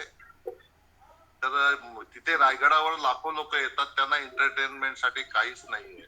तर तिथे मी हे सगळं, आणि मी आता माझा थोडक्यात परिचय सांगतो म्हणजे थोडस वेळ, की माझं नाव चंद्रकांत शहासने. गेली 50 वर्ष भारतीय स्वातंत्र्य लढ्याचा अभ्यास करतो. त्याच्यासोबत निसर्गोपचार, आरोग्य साक्षरता, त्याच्यानंतर गोरक्षण वगैरे या सगळ्यामध्ये काम आहे. मी इन्स्पेक्टर म्हणून दारूबंदी खात्यातून निवृत्त झालेलो आहे. आणि आता मी पूर्ण 3 वर्ष म्हणजे 950 दिवस महाराष्ट्राच्या दौऱ्यावर आहे. 1 वर्ष पूर्ण झालं माझं. शाळेमध्ये जातो आणि त्या ठिकाणी 2000 क्रांतिकारकांचं प्रदर्शन, ज्याची लांबी 150 फूट आहे, ते दाखवतो. आज ह्या शाळेत, उद्या त्या शाळेत. त्यासाठी मला एका संस्थेने 20 लाखाची गाडी दिलेली आहे. ती गाडी घेऊन मी आणि ड्रायव्हरचा माझा प्रवास चालू आहे. कोणी मला जॉईन केलं या ग्रुपवर मला काय माहिती नाही, पण उदात्त हेतू असल्यामुळे मी तुमच्या बरोबर आहे. तुम्हाला माझा कसा काय वापर करून घ्यायचा आहे तुम्ही सांगा, पण चांगल्या कामात मी सदैव आहे. पुण्यात राहतो, गेली 25 वर्ष झाली. धन्यवाद सर, धन्यवाद. नमस्ते. ग्रुपवरती सर्वांना एक विचारायचं आहे, मला घेऊन खेड स्थापन करण्यासाठी किती जण तयार आहे? हो आहे, आम्ही नाव आली होती, आमचं नाव आलेली होती. मी आहे आणि मी माझ्या पैशाने मी CSR साठी जाणारा नाही. हो, मी पण जाणार नाही. कारण काय आहे, वेगळं कारण माझं स्वतःच NGO आहे. आज मी बलिदानाचा इतिहास शाळांमध्ये फिरवतोय. मला कोणी CSR चे पैसे देत नाही. राष्ट्रभक्ती हा विषय CSR मध्ये धरला जातो. आपण काय आहे, जेव्हा आपण हिंदू कल्चर घेऊन जातो ना, तेव्हा CSR वाले पाठ फिरवतात. हा अनुभव आहे. आणि कोणी मला कोणाकडूनही मदत घ्यायची नाही. काय नाही, आपण स्वयंपूर्ण म्हणतोय, वी आर कॅपेबल. आपण स्वतः जेवढं सामर्थ्य आपलं तेवढं कार्य करायचं. आपलं सामर्थ्य आपण वाढवूया. येस. जागा कोणत्या ठिकाणी बघायची जर असतं सर्वांनी सुचवाल का आपल्याला? बरं, अजून काही मंडळींनी हात वरती केलेत. आपण हात वरती करू नका, आपण बोलू शकता. बोला प्लीज. पण उत्तरे अशी द्या की जागा कोणत्या ठिकाणी घेतलेली बरी अशी वाटते सर्वांना. एखादं लोकेशन सुचवा म्हणजे सर्वांना एकमत झालं की त्या ठिकाणी शोधायला बरं. दादांनी रायगडची ऑफर दिलेली आहे. आणखी कोणी आहे का सांगा. सर बोलू का? जागाबद्दल बघायला तर माझं स्वतःच वैयक्तिक मताने, मी जसं साहेब बोलले फिरतात, तर मी नेहमी जातो जिथे फिरायला, त्यावेळी पहिले विचारतो जागेचा भाव काय. तर खरं म्हटलं तर कोकण जेव्हा मी म्हणतोय तेव्हा रत्नागिरी विशेष, कारण सिंधुदुर्ग डेव्हलप झालंय. रायगडही कोकणात येतं तसं म्हटलं तर. रायगड, सिंधुदुर्ग आणि रत्नागिरी. तर रत्नागिरी हा अतिशय मागास भाग आहे तसं म्हटलं तर. सगळ्यात चांगलं उदाहरण म्हणजे 14 वर्ष झाली रत्नागिरीतला अजून रस्ता जो महामार्ग आहे, रत्नागिरी फक्त जिल्ह्याचा सांगतोय मी, विशेष करून चिपळूण ते राजापूर हा रस्ताच तयार नाही झाला अजून. म्हणजे पूर्ण अजूनही खड्डे. मी कालच आलो, खड्ड्यातूनच येतोय. आता आम्ही तो कोल्हापूरवरनं येणं किंवा आहे तर मी आता बंद केलं, इकडनं थोडं झालंय. चिपळूण पर्यंत रस्ता एकदम ठणठणीत आहे. राजापूरच्या पुढे एकदम ठणठणीत, तुम्ही डोळे बंद करून गाडी चालवू शकता.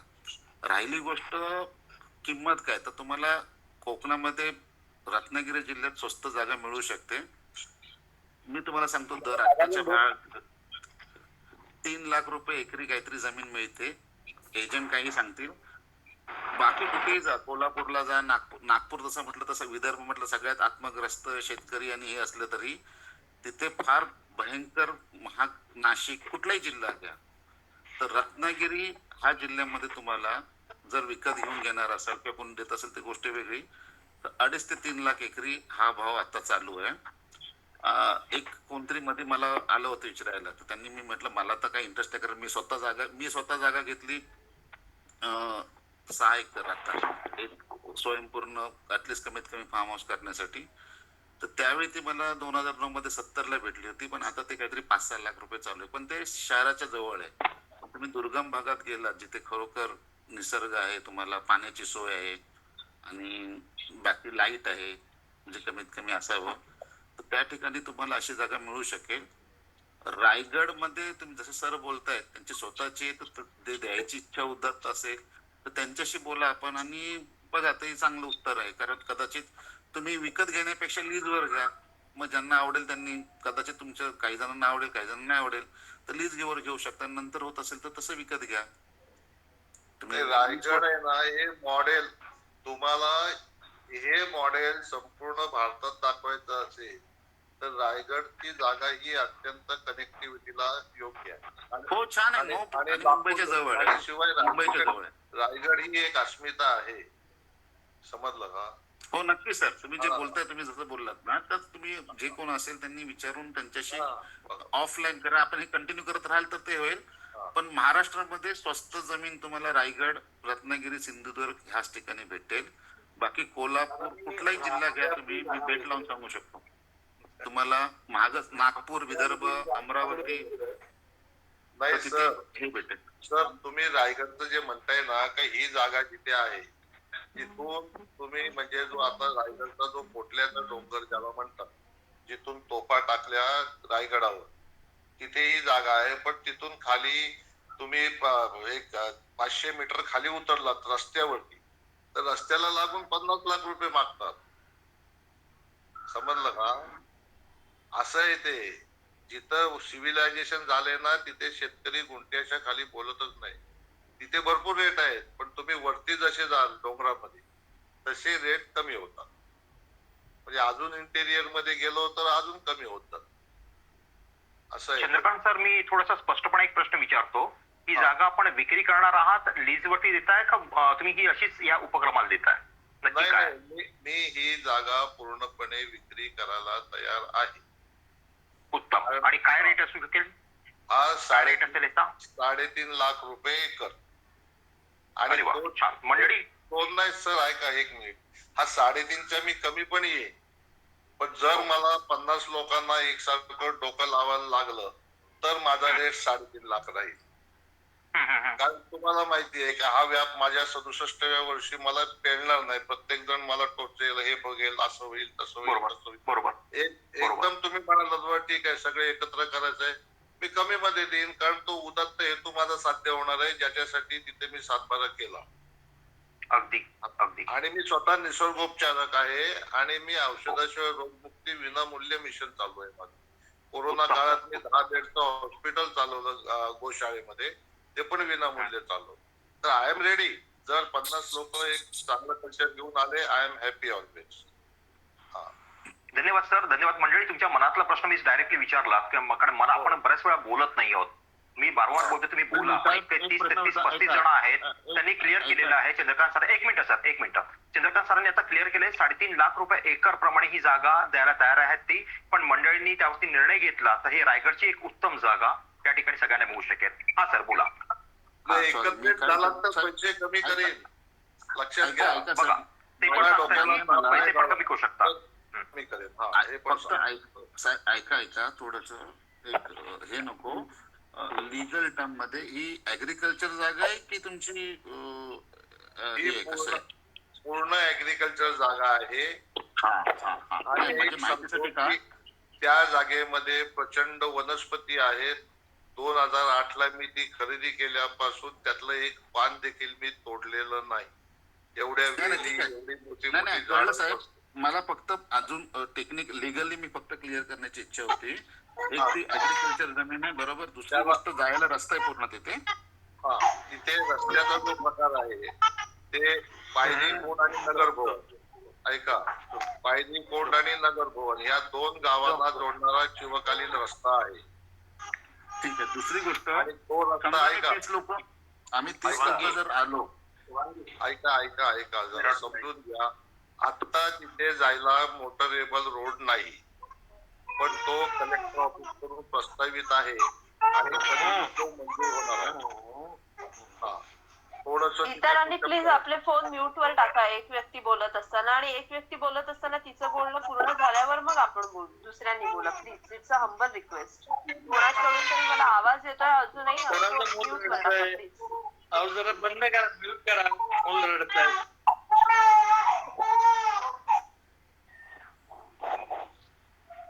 कसं आहे की तो कोटल्याचा डोंगर आहे त्या लेवलला, म्हणजे रोपवेच्या लेवलला थोडक्यात. तर नगरभुवन आणि पायलीकोंड या 2 गावांना जोडणारा शिवकालीन जो अधिकृत रस्ता आहे, तो आता रस्ता तेवढा वापरात नाहीये. त्याच्यामुळे हा जो प्रपोजल त्याचा जवळजवळ 2008 पासून पेंडिंग आहे. आमचा प्रयत्न चालू आहे आणि हा रस्ता लवकरच होणार आहे. आणि तो रस्ता झालेला नाही म्हणून त्याचे भाव तिच्या भागात कमी आहेत, ते पण साधारण तो होणार आहे रस्ता. आणि तो आमचा प्रयत्न चालू आहे. एक सिम्बायोसिस मधले आपल्यासारखेच नॅचरोपॅथीचे आहेत, ते पण आपल्याला भविष्यात जॉईन होणार आहेत. त्यांचे मित्र आहेत शासकीय अधिकारी, तर त्यांच्या मार्फत तो प्रयत्न त्यांनी चालू पण केलेला आहे. सिम्बायोसिस मधले अधिकारी आहेत ते, आणि ते निसर्गोपचारामध्ये आहेत. तर तो ते म्हणजे मिळणार आहे रस्ता. रस्त्याचा काही प्रॉब्लेम तुम्हाला येणार नाही. जेव्हा प्रोजेक्ट चालू होईल तेव्हा रस्त्याचा प्रॉब्लेम होणार नाही. आणि नाही, जोपर्यंत रस्त्याचा प्रॉब्लेम सुटत नाही मी पैसे पण घेणार नाही. बस. धन्यवाद. बाकीच्या मंडळींनी पण हात वरती केले, तुम्ही बोलू शकता, कृपया बोला. Hello hello hello. बोला आवाज येतोय, बोला. मी खेडेकर बोलतो, रत्नागिरीमधून. नमस्कार, बोला. नमस्कार. लक्ष्मीकांत खेडेकर. माझी जागा सिंधूर जिल्ह्यामध्ये आणि त्यावर मी सांगितलं पण आहे. तर मध्यंतरी एका आपल्या सभासदाने असं दिलं की अगोदर कुठेतरी जाऊन तुम्ही राहून समाधान करा, घ्या समाधान असं नव्हे पण अनुभव घ्या. तर माझी आपल्याला अशी विनंती आहे, माझी जागा 30 एकर जमीन आहे. माहिती मला जागा हवी, तर प्रश्न तो नाही आहे. आजूबाजूला जागा मिळू शकेल, पण ज्यांना तुम्हाला कोणा अनुभव घ्यायचा असेल, माझ्याकडे 6 गुरं आत्ता आहेत. 1-2 गुरं माझी मेली आहेत लागोपाठ 5-6 महिन्यामध्ये. गुरं आहेत, कुत्रा आहेत, जागा आहे, नारळ, आंबा, काजू, आवळा आणि इतर अशी झाडं लावलेली आहेत आम्ही. पाण्याची व्यवस्था आहे, बाजूला पाण्याची नदी आहे, म्हणजे 3 विहिरी आहेत. तर ज्यांना कोणाला याचा अनुभव घ्यायचा असेल की आपण त्यात राहू शकू की नाही, तर अशा जर का आपल्या काही मंडळांना कोणाला यायचं असेल तर त्यावेळेस आमंत्रण देऊ, तुम्ही या इथे राहून बघा की आपण आपल्या अशा ठिकाणी जे आपली आत्मनिर्भर खेडे आणि CSR करू, या 2 परस्पर विरुद्ध गोष्टी आहेत. आत्मनिर्भर म्हणजे आपण स्वतः करायचं आणि आपणच खायचं असं आहे, पॉलिटिकल सिस्टीम, बार्टर सिस्टीम प्रमाणे. आणि NGO कडून मदत घेऊन की आपल्याला डेव्हलप करायचं, आपण फक्त बाहेरून मदत करणार असं नाही आहे. तर जरा कोणाला राहायचं असेल किंवा बघायचं असेल, ज्यांना अनुभव घ्यायचा असेल काय अनुभव असतो जागेमध्ये. मी पण जागा 7 वर्षापूर्वी घेतली आणि त्यानंतर मी डेव्हलप करायला भरपूर इतक्या अडचणी येतात, इतकं सोपं नाही आहे आत्मनिर्भर खेडं करणं. बऱ्याच अडचणी येतात. माझ्याकडे DP माझ्या इथे आहे MSCBची, म्हणजे 3 मीटर आहेत, 3 फेज मीटर आहेत, सिंगल फेज मीटर आहेत, घरगुती मीटर असे आहेत.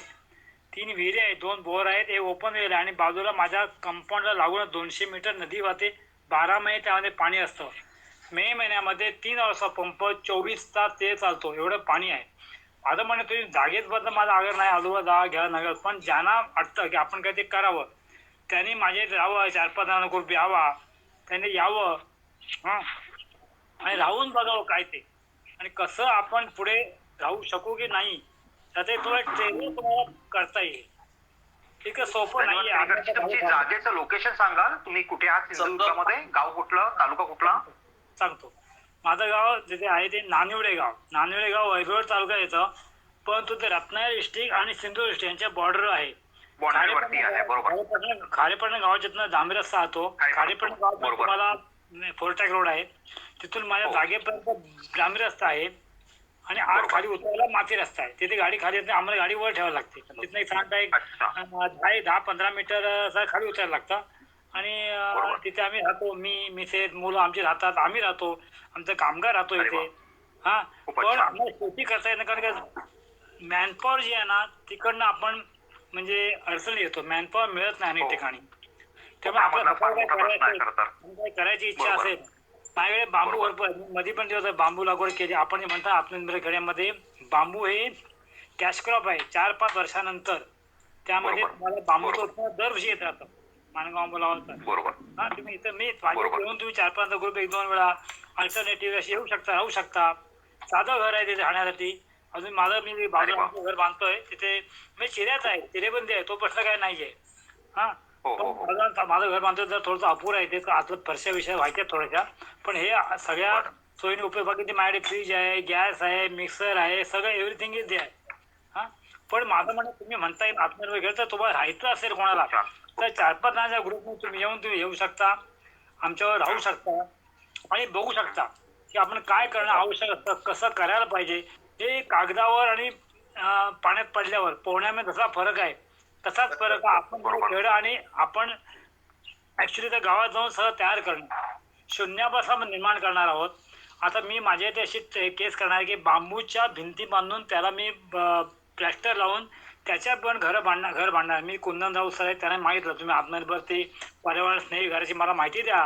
माझ्याकडे बांबू आहेत, सुकले बांबू आहेत, मी करणार आहे त्याच्यासाठी.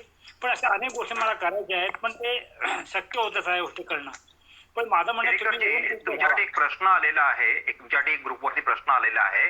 जशी बोला. मंडळी तुमच्याकडे येणार असतील तर त्यांचे काही चार्जेस असणार आहेत का, आणि असतील तर किती असतील? नाही चार्जेस मला नको काय सुद्धा, पण त्यांच्यापैकी कोणीतरी जेवण करणारे तयार ठेवले पाहिजे. हा, कारण जेवण बनवायला कोणी नाही आहे. बरोबर. आम्ही जेवण करतो, मी मिसेस आम्ही जेवण करतो, पण त्यासाठी म्हणजे मिसेस जेवण करेल आणि साधा धाण वाढेल असं जमणार बरोबर, शक्य नाही एवढा. शक्य उत्तम नाही. उत्तम. म्हणजे तुम्ही ही सरळ ऑफर देता की तुम्ही आमच्याकडे या, जेवण या. पण आपण स्वतः करा आणि आनंदाने राहा. आपण सगळे मिळून आपण शिकूया. आपल्या जवळपास कसं 4 आत्मनिर्भर किलोमीटर करता येईल. पाहिजे असेल ना तर शनिवारी खारेपाटणाला आठवडा बाजार असतो, तिथनं भाज्या बाजार बिज्या असतो. आणता येतील. 4 किलोमीटरवर तिथे चिकन मिळतं, ते आणता येतं. हो. आम्ही आता आमच्या इथे कसं अगदी. आम्ही कोणी 10 माणसं जरी आले ना ते आमच्या जेवणाची व्यवस्था तिथे तयार असते. ताटाबा सगळं आमच्या राज्याला पाहुणे येतात, म्हणजे बहीण येते, कोण बहिणीचे मिस्टर येतात, कोण आमच्या माणसं येतात. बरोबर. आणि आमची वेळ सेल्फ सफिशियंट. पण अशी माणसं धन्यवाद. पाहिजे असं त्यांनी ती तयारी काय आपली तयार ठेवली पाहिजे. आता मी बसेन ऑर्डर दे hotel type, it is not like that. Kelkar, मी तुम्हाला थोडंसं विचारू की तुम्ही आतापर्यंत काय काय केलं? म्हणजे तुम्ही शेतीच केलेली आहे, सध्या तुमचं वय काय आणि काय काय करता, घरी कोण कोण असतं? शेती काही केलेली नाही मी, म्हणजे बागायत आहे. कारण शेती करायला बागायत आहे. कंटिन्युअसली मॅनपॉवर लागते, बरोबर बरोबर. ती मिळत नाही, ती आणि मिळत तुम्ही नाही. पहिल्यापासून खेड्यामध्येच आहात, पहिल्यापासून गावीच राहता? नाही, नाही, माझं रत्नागिरीमध्ये घर आहे. मी स्टेट अरे वा. बँकेमध्ये होतो, स्टेट बँकेमध्ये अरे वा होतो. सर, खूप छान. मी 41 सर्व्हिस केली आहे, ऑल ओव्हर महाराष्ट्र मी फिरलेला आहे. आणि सर्वात nice, sir. बेस्ट सर्व्हिस माझी लीड बँक म्हणून होतो मी नंदुरबारला. Yes sir. तिथे 400 कोटी क्रॉप लोन होतं फक्त. ते मी 3 वर्षाच्या बरोबर. काळामध्ये 1000 कोटी पण क्रॉप लोनचं टार्गेट करून ठेवलं होतं. आणि So nice, माझ्यासोबत 3 कलेक्टर ओमप्रकाश बकोरी आहे सर, नंतर धन्यवाद. प्रदीप पी आणि कळशेट्टी, तिन्ही कलेक्टर चांगले मिळाले, तिन्ही CEO चांगले मिळाले. त्यांनी माझ्या वा. प्रत्येक प्रयत्नाला त्यांनी सपोर्ट केला आणि बँकांकडनं ते करून घेतलं. त्यामुळे वा वा माझा वा. बँकेमध्ये एनजीओ बरोबर, नाबार्ड बरोबर, रुक्मिणीच्या फाउंडेशन बरोबर भरपूर काम केलंय. माझा तो अनुभव आहे, पण मी काय त्याच्यावर सांगत नाही काय तुला. बरोबर परंतु ह्या बरोबर. अडचणी प्रॅक्टिकल ते येतात. आता नारळाला हो, जायला येतात. माणूस नाहीये, पण मग पडले नाळ मी गोळा करतो. नारळाला दर मिळत नाही. बरोबर. आता यंदा गेल्या वर्षी नारळ भरपूर होते, दर नाही. 2 वर्षात नारळ नव्हते, दर होता पण नारळ नव्हते. बरोबर. आमच्या माझ्या चांगला माणूस बरोबर. नाही तर मग नारळ पडलेले मी गोळा करून विकतो. वा, आणि छान तिथे छान. जर नारळ विकायला की नाही तर लोक 15 रुपये, 12 रुपये, 20 रुपये असे विकतात, असे अगदी, देतात अगदी. म्हणतात लोक. आणि बरोबर, आपण जर घ्यायला गेलो बरोबर. तर मीडियम साईज 25 रुपयाला असतो. म्हणजे अगदी वेन बरोबर, वी आर इन अगदी सेलर्स बरोबर. Market different thing, when we are in buyers market is different thing. Right sir. असं आहे. माझ्याकडे आवळा आहे, आवळा तुम्ही बाळा झाला. हा हा हा. आवळ्यात मी 2 वर्ष झाले आवळ्याची, आवळा भरपूर येतो. वा वा आवळा वा विकायला सर, गेलो खूपच तर ते छान. फॅक्टरीवाले आहेत ते 15 रुपयापासून डिमांड करतात, पण मी देत नाही. मी मग 40 रुपयाला देणार नाही, मी देत नाही. आवळा कमी देत हा नाही. हा. हा? बरोबर पण बरोबर. हेच लोक बाजारात तुम्ही आवळा घ्यायला विकत 80 रुपयात तुम्हाला किरकोळ आवळा मिळतो. अगदी बरोबर बरोबर. आणि ते माझ्या मंडळी, तुम्ही खंडाला- ऐकता आहात की आपल्या ग्रुपवरती किती दिग्गज मंडळी आहेत. मगाशी आपण चंद्रकांत सरांना ऐकलं, शिंदे सरांना ऐकलं, आता खेडेकर सर त्याशी बोलतायत. आणि जवळजवळ 1000पेक्षा जास्त मंडळी एका ग्रुपवरती आणि आता 350 पेक्षा जास्त मंडळी आपल्याकडे आहेत. तर सगळ्यांचे अनुभव आपल्या आयुष्यामधले वेगवेगळे आहेत. तर या सगळ्यांचे आभार करता आपण या सगळ्यांना एकत्र आणण्याचा आभार आपण मानायला पाहिजे स्नेहाताईंचे, की त्यांनी या सगळ्यांना एकत्र आणलेलं आहे. तर मंडळी मला वाटतं आपण जर बोलतं झालो ना तर आपल्याला कळेल की आपल्याकडे कोण कोण आहेत, कशा पद्धतीने याचा अनुभव आहे, कशा पद्धतीने आपण याचा फायदा घेऊ शकतो. तर खेडेकर सरांचं एक आमंत्रण आहे. फक्त माझी विनंती राहील की फक्त पिकनिकला जाऊया नको, तर काहीतरी त्यांना मदत होईल आणि आपल्याला काही शिकता येईल. त्या उद्देशाने आपण सगळं एकत्र गेलो तर खेडेकरांकडनं आपल्या बरंचसं काही शिकता येऊ शकेल आणि आपलं काहीतरी योगदान त्या घरासाठी देता येऊ शकेल असं मला वाटतं. अजून काही मंडळी आपले विचार प्रगट करू शकतील प्लीज. नवीन काही मंडळींनी बोलावं असं मी तुम्हाला विनंती करतो. प्रशांत सर गणेश पाटील सर म्हणून आहेत एक आपल्याकडे, ते इनबॉक्स मध्ये मेसेज टाकतात. तर त्यांना हंबल रिक्वेस्ट की तुम्ही इथे एक्सप्रेस व्हा. इनबॉक्स मध्ये म्हणजे मेसेज दिले ते पुसलेही जातील. तर ते कोकणाबद्दल त्यांना काहीतरी कन्सर्न आहे. तर please sir Ganesh Patil sir जरा इथे बोलता का तुम्ही? प्लीज गणेश पाटील सर बोला प्लीज आपण. हॅलो. हा नमस्कार, बोला बोला. मी राजेश गावकर बोलतो. बोला. बरं गावकर सर बोला. हा मगाशी खेडेकर साहेबांनी सांगितलं की खेड्यातलं जीवन. हॅलो. हा गणेश सर एक मिनिट, गावकर सर बोलतायत, बोला प्लीज. गणेश सर एक मिनिट थांबा, गावकर सर बोलतायत. गणेश सर एक मिनिट थांबा, गावकर सर बोलतायत, त्यांचं बोलणं झालं तर तुम्ही बोला प्लीज. हा ठीक आहे. हा धन्यवाद. हॅलो. बोला सर, गावकर सर बोला. जीवन प्रत्यक्ष जगणं आणि असं काही ठरवणं की आपण असं करूया म्हणून ह्याच्यात फरक पडतो. बरोबर. तिथे फार अडचणी आहे खेड्यामध्ये. आता तुम्हाला एक छोटंसं उदाहरण सांगतो. एक 10 दिवसापूर्वी आमच्या पुढच्या पडवीत रात्री आम्ही एक दिवा लावून ठेवतो. शक्यतो रात्री बंद करतो पावसाळ्यात. त्या दिवशी चुकून चालू राहिला तर साधारण लाखभर ते वाळवीचे किडे बाहेर पडलेले होते. अगदी अगदी अगदी बरोबर. साफ करायला 2 तास गेले. नाही हे मॅच म्हणतो खेड छान आहे, सुंदर आहे, पण तिथे अडचणी आहेत. मग काय होतं, जे येणारी माणसं आहेत ना नंतर पळून जातात, बाबा हे आम्हाला जमणार नाही. अगदी अगदी अगदी बरोबर बरोबर. माझं आयुष्य पूर्ण मुंबईत गेलं. मी मूळचा कोकणातलाच आहे. ओके. तर ज्यावेळी कोरोना आला तेव्हा मला बऱ्याचशा गोष्टींची कल्पना आली की आपण काहीतरी चुकीचं जगतोय. मुंबईचं प्रदूषण, ध्वनी प्रदूषण, वायू प्रदूषण आणि पाणी आणि कीटकनाशक घातलेलं अन्न असतं, म्हणजे भाजीपाला असतो. तर त्याच्यानंतर आम्ही असं ठरवलं की आपण आता बस झालं मुंबई. आणि मग मी 2 वर्षापूर्वी इथे एक जमीन विकत घेतली. माझ्यावर माझे भावंड पण आहेत. तर आम्ही एक साधारण कुठे जमीन कणकवलीला मध्ये घेतली, कणकवली जवळ. अरे वा, कणकवली जवळ आहे. गावाचं नाव सांगाल मला प्लीज? कोंडिये. कोंडिये मध्ये. हा कोंडिये मध्ये घेतली. अरे वा छान. कणकवलीचं कोंडिये बरोबर. आणि आम्ही आता सेंद्रिय पद्धतीने बागायत चालू केले. बांबू लावलाय, आंबा लावलाय, शेवगा, आणि आम्ही शेती पण करतो. तर मागच्या वर्षी थोडंफार सुरू केलेलं आहे. एक चिऱ्याचं थोडंसं छोटं घर पण बांधलेलं आहे. पण life is not that easy. तुम्ही मुंबईत जे पुण्यामध्ये जे एक्सपेक्ट करता भयंकर अडचणींचा सामना, त्याची मनाची तयारी असेल तर या, नाहीतर जे पटकन म्हणतील अरे वा मस्त खेड्यातलं जीवन, तर ते मस्त वगैरे नसतं. जर तुम्हाला सवय नसेल, आता आम्हाला कसं कोकणात येण्याची सवय असल्यामुळे काही तसा त्रास तेवढा झाला नाही. मुंबई आयुष्य तरी. दुसरी गोष्ट म्हणजे तुम्ही जी जमीन बघताय त्यात तिथे तुम्हाला बागायत करायला बऱ्यापैकी पाणी लागतं. जर शेती करत असाल तर एकरी तुम्हाला दिवसाला 10,000 लिटर पाणी लागतं जर भाजीपाला करायचा असेल तर. बरोबर बरोबर बरोबर. कॅल्क्युलेशन करून जागा घेताना तिथे पाणी आहे की नाही बघा. ओके. दुसरी गोष्ट खेडेकर साहेबांनी सांगितलं तसं, जर तुम्हाला कोणाला काही अनुभव घ्यायचा असेल तुम्ही इकडेही येऊ शकता कोंडियेमध्ये. मी इथेच घर बांधते. मी आणि माझा मुलगा आम्ही इथेच राहतो आणि बाकी फॅमिली मुंबईला असते. कोणाला अनुभव घ्यायचा असेल, काय करायचं असेल, तुम्ही इथे पण येऊ शकता.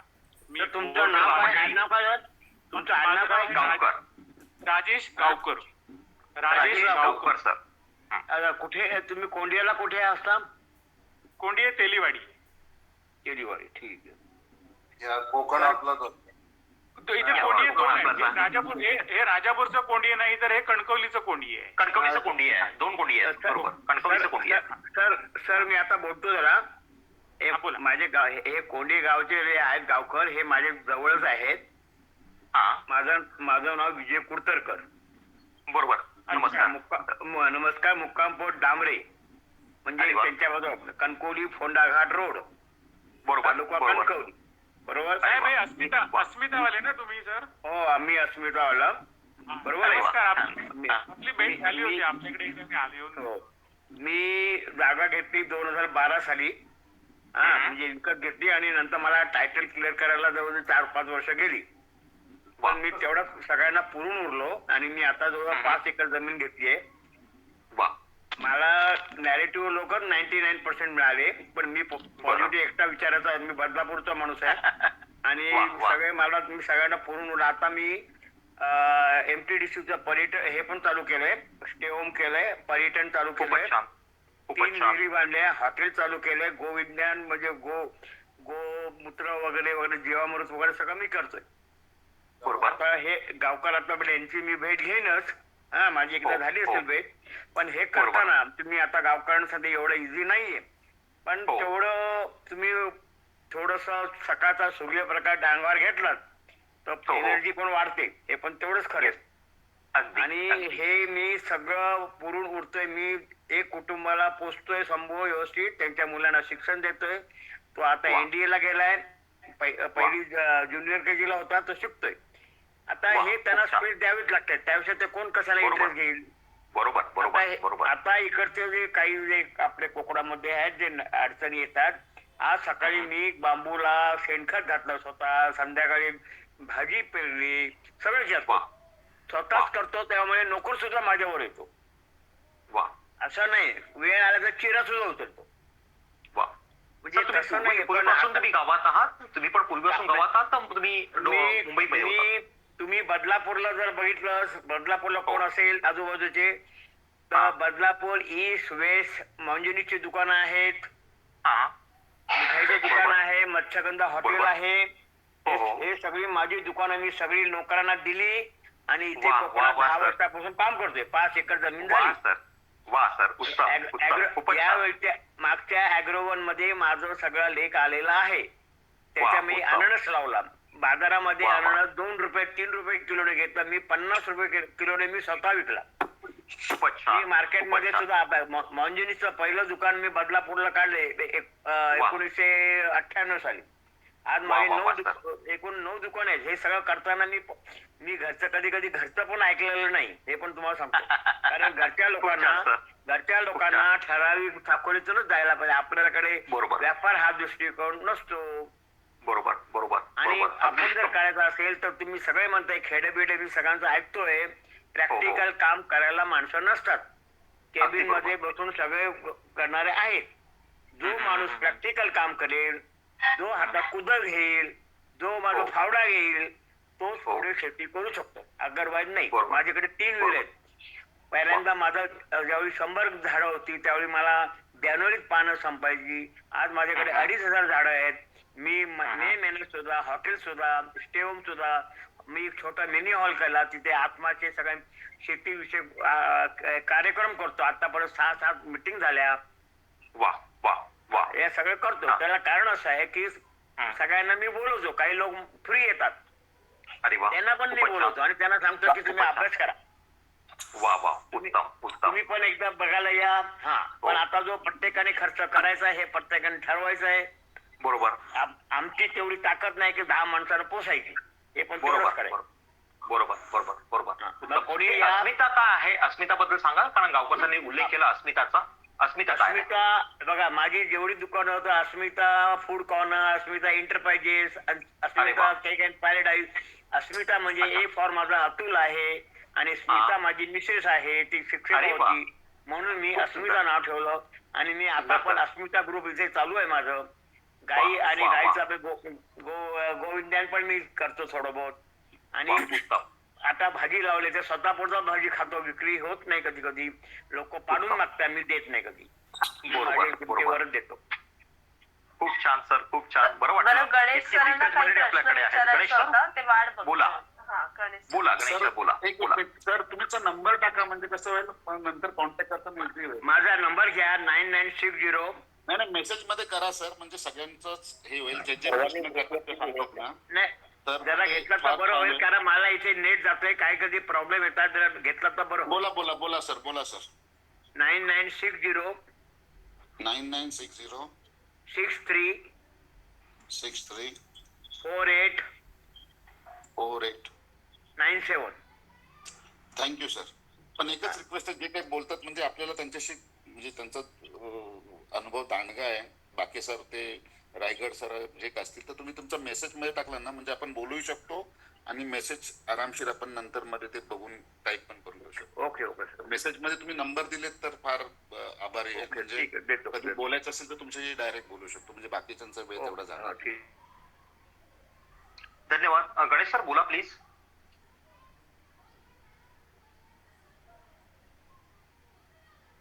गणेश सर. देवा. गणेश ठीक आहे, गणेश सर बोलतील. आहेत ते मला दुसरं कोणी दिसतंय. दुसरं कोणी बोलेल का? सर मला एक सांगायचं होतं, जस्ट जर कोण बोलत नसेल तर तुम्ही हे जे करताय ना ते छान उपक्रम आहे. एक तुम्हाला एक आयडिया देऊ शकतो बघा पटत असेल तर. एक आता नवीन चालू झालंय फूड फार्मर प्रोड्युसर कंपनी. तर त्या पद्धतीने जर कंपनी बनवली आपण आणि त्याचे शेअर्स आपण ज्यांना इच्छा आहे, कारण जमीन घेणे जसे ते आता म्हणजे किती जणांनी जमीन घेतली आणि सरांनी सांगितलं 6 महिने झाले मी पुरून उरलो. हा सगळीकडेच प्रकार चालू आहे की तुम्ही जमीन घ्या, रजिस्ट्रेशन करा, मग तुम्हाला तुम्ही शेतकरी आहात की नाही त्याचा दाखला पाहिजे. म्हणजे कायदेशीर बाबीची मी सांगतो तुम्हाला. तर एक तर जमीन घेणे सोपं आहे महाराष्ट्रामध्ये. ऍग्रीमेंट होतं ते नावावर तुमच्या जमीन होता होता सर्कलला भेटणे, तलाठीला भेटणे आणि मग पैसे देऊन करणे किंवा असं तसं पुढे होतं. हे सत्याने सगळीकडे होते म्हणजे असं काही नाही कोकणात सगळीकडे होतं.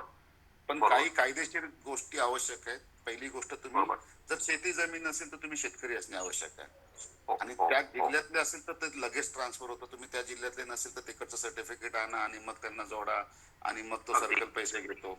तर शेतकरी नसाल तर शेत जमीन घेणे शक्यच नाही तुमच्याकडे, महाराष्ट्रात तर शक्यच नाही. मग तुम्हाला एक दाते प्रिंटर म्हणून दादरला आपल्याकडे आहे दाते का काहीतरी, तर ते तुम्हाला एक 50,000 रुपये घेऊन शेतकरीचं सर्टिफिकेट ते ओरिजिनल सर्टिफिकेट काहीतरी जमीन करून असं करतात. तो भाग वेगळा. तर शेतकरी असणे जरुरी आहे. दुसरी गोष्ट जसं सरांनी सांगितलं, आणखीन काही गोष्टी फार महत्वाच्या आहेत. जर तुम्हाला लाईटीची सवय जे मुंबई आणि पुण्यामध्ये राहिले, कोकणामध्ये काय कुठेही लोड शेडिंग इतकं आहे की तुम्हाला 8-8 तास विदाउट लाईट. कधी कधी मोबाईल आता मी आता गावी आहे स्वतः आणि गेले एक दिवस 8 तास लाईटच नव्हती, मोबाईलच चार्ज नाहीये. तर असंही आहे लाईट नसल्यानंतर तुमची पूर्ण म्हणजे 90% तुमचं लाईट बंद झालं. कारण पंखा नाही चालू, लाईट नाही चालू, आणखीन काही गोष्टी नाहीयेत. तर तुम्ही जर त्या सवयीत असाल म्हणजे पूर्वी आम्ही दिवे लावून पण राहिलेलो आहे, तर तसं असेल तर तुम्हाला ते शक्य नाही. तर मग ते फक्त जसं सरांनी सांगितलं 2 दिवसासाठी जा आणि अनुभव घ्या आणि मग पुढे विचार करा. कारण 3 लाखाची जमीन घेतल्यानंतर त्याचं मुलं तुमची इंटरेस्टच असतील की नाही 90% नसतीलच. आता धंदा करायला तयार आहेत तर ते त्या जागेत जातील आणि राहतील आणि वेळ लागलाय का असं सांगतील उतरवयात तुम्हाला पैसे भेटले तर तुम्ही खर्च करायला निघालाय असं होईल. तर तुम्ही पाहिजे तर इको फ्रेंडली घरं असतात तिथे जा जिथे ह्या सगळ्या व्यवस्था नाहीयेत. 2 दिवस राहा आणि मग विचार करा की मी पुढचं अजून 15 दिवस राहू शकतो का, 1 महिना राहू शकतो का, 40 दिवस राहू शकता. पण माझं असं मत आहे सर, जर तुम्ही फार्मर प्रोड्युसर कंपनी जे आता सरकार सेंट्रल गव्हर्नमेंट पण सबसिडी देते तुम्हाला आणि ते तुमचं स्वतःचं हक्काचं व्यासपीठ असेल आणि काही जणांना जर इच्छा नसेल तर ते कमीत कमी शेअर घेऊन त्याच्यात मदत करू शकतात आणि तुमच्याकडे उपलब्ध होईल. आणि त्यासाठी सरकार, केंद्र सरकार, राज्य सरकार दोघेही फार मोठ्या प्रमाणात मदत करते आणि त्याच्यात काही ते सगळं ऑनलाईन आहे. आणि मी भरपूर आणखीन एक सांगतो की सरकारी जितक्या योजना त्या सगळ्या मी म्हणजे सोलार पंप मी 2 लावलेत, शेतीची, आणि आता फार पारदर्शकपणा झाला. म्हणजे कुठल्या सरकारच्या बद्दल मी सांगत नाही की हे चांगलं वाईट आहे, पण आणि मंत्री, खासदार आणि आमदार काही काम नाही करत. जे सक्षम अधिकारी त्यांना जर तुम्ही सांगितलं जसे ते कलेक्टर म्हणले तसे, तर ते तुम्हाला जास्त मदत करतील. आमदार का शेवटी निर्णय घ्यायचा त्या अधिकाऱ्याकडे निर्णय असतो. आमदार फक्त पत्र देऊ शकतो तुम्हाला हे द्या ते द्या ते द्या. तर तुम्ही फार्मर प्रोड्युसर कंपनी बद्दल जर विचार केलात तर बाबा स्वयंपूर्ण फार्मर प्रोडक्ट असं म्हणून त्या लेबल मध्ये, तर ती कंपनी असते. इट्स अ पब्लिक लिमिटेड नाही पण प्रायव्हेट लिमिटेड कंपनीच असते. पण त्याला सगळे नॉर्म्स अँड रेग्युलेशन्स लागतात आणि ते फार मोठा हे आहे. पण ते जर केलं तर तुम्ही कदाचित तुमच्याकडे फंड्स पण जमा होईल आणि ते शेअर्स घेऊन काही जणांना जर डायरेक्टली इन्व्हॉल्व नसेल तर इनडायरेक्टली मदत करू शकतात. आणि तुमचं काम लवकर होईल ते, कारण तुम्हीच निर्णय घ्यायचा आहे, जमीन घ्यायची किंवा त्याच्यातून तुम्ही लीज मध्ये घ्या आणि मग ते डेव्हलपमेंट चालू करा, तर ते इझी होईल. कारण का मला नाही वाटत काही ठराविक जण आहेत 3 लाख रुपये देऊ शकतील, जसे ते सर बोलले एकर एकरी, पण बाकीच्यांना ते शक्य पण आहे, कारण परिस्थिती बेताची असेल तर तुम्ही तोही पर्याय चाचपून पहा, बाकीच्यांनाही विचारा आणि मग पुढे जाऊ शकतो आपण. धन्यवाद सर. त्याच्यामुळे मी दुरुस्ती करतो फक्त सर एक प्रश्न सांगतो. आम्ही इथे जानेवारी पासून फार्मर प्रोड्युसर कंपनी चालू केली.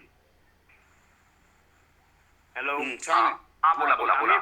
जानेवारी मध्ये फार्मर प्रोड्युसर कंपनी चालू केली. जवळ 5-10 लाखाचं आमचं भांडवल झालं होता.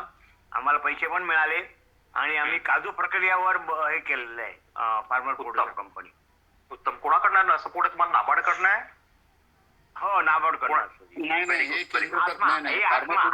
आत्मातर्फे केंद्र सरकारची योजना आहे. हो, केंद्र सरकारची योजना आहे. नाबार्ड काही नाही करत, तुम्हाला केंद्र सरकारची आत्मा सॉरी सर, आत्मा बोलतो मी. हा बरोबर, आत्माच आहे, पण ते फंड सगळं केंद्र सरकार देते. महाराष्ट्र सरकार केंद्राचा हे उद्योग आहे. केंद्राचा आहे. तुम्हाला फार मोठी हेल्प होईल. 10 डायरेक्टर लागतात आणि तुम्ही त्याच्यात फ्रॉड काही करू शकत नाही, जसं नॉर्मली पतपेढी किंवा हे, ते फार स्ट्रिक्ट आहे त्याच्या बाबतीत. कारण त्या माणसाचं म्हणजे प्रत्येक जे डायरेक्टर आहेत त्यांना एक 3 नंबर येतो आणि जे काय होईल ते त्याच्यावरती होणार आहे. आणि ते फार स्ट्रिक्ट झालंय. आमच्या मंडळी आली आणि त्यांनी केलं. आमच्याकडे आम्ही खूप प्रगती केली आहे जानेवारी पासून. आम्ही आता जागा पण वयवाडीला जागा घेतोय. धन्यवाद. फक्त एकच सांगतो शिंदे सर, तुम्ही मांडणी खूप छान केली. फक्त त्याच्यामध्ये तुम्ही नको, आपण असायला हवं, एवढंच मी तुम्हाला फक्त म्हणेन.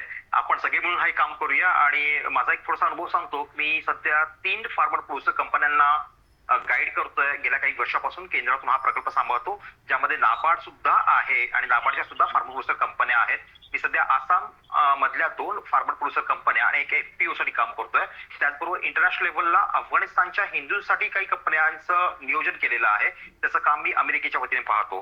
जर आपल्या काही मंडळींना जर वाटतंय की या पद्धतीच्या फार्मर प्रोड्युसर कशा असतात कंपन्या, कशा पद्धतीने स्थापन करायच्या, काय तिचे फायदे आहेत, असं असेल तर कधी वेबिनार आपण जर तुम्ही म्हणालात तर आपण नक्कीच तो एखादा वेबिनार आपण आयोजन करूया. त्याची मांडणी कशी करायची, काय करायची, त्याचे फायदे काय आहेत, तर याच्यावरती नक्कीच तुम्हाला गाईड करू शकेल. पुण्यामध्ये गेट टुगेदर करा तुम्ही मार्गदर्शनासाठी. नक्कीच. पण हे फक्त आपण 2-3 बोलून चालणार नाही. सगळ्या मंडळींनी, ग्रुपवरती अनेक मंडळी आहेत आणि आता सध्या आपल्याकडे 28 जण आहेत. आपण सगळे मिळून करूया. धन्यवाद. आता एकाने सांगितल्याप्रमाणे एक गेट टुगेदर 1 दिवसाचं 2 दिवसाचं पुण्यामध्ये ठेवा आणि मग भरपूर वेळ मिळेल चर्चा करायला, बोलायला. सगळ्यांचं वैयक्तिक मार्गदर्शन होईल. नक्कीच. अजून काही मंडळी बोलताय? कोणा बोलायचं आहे? प्लीज बोला. संदीप भाऊ मगाशी काही बोलत होता. बोला संदीप भाऊ. नमस्कार. बऱ्याच जणांना मी ओळखतो. माझं नाव संदीप घुगरे, गाव जांभवडे, तालुका वैभववाडी, जिल्हा सिंधुदुर्ग.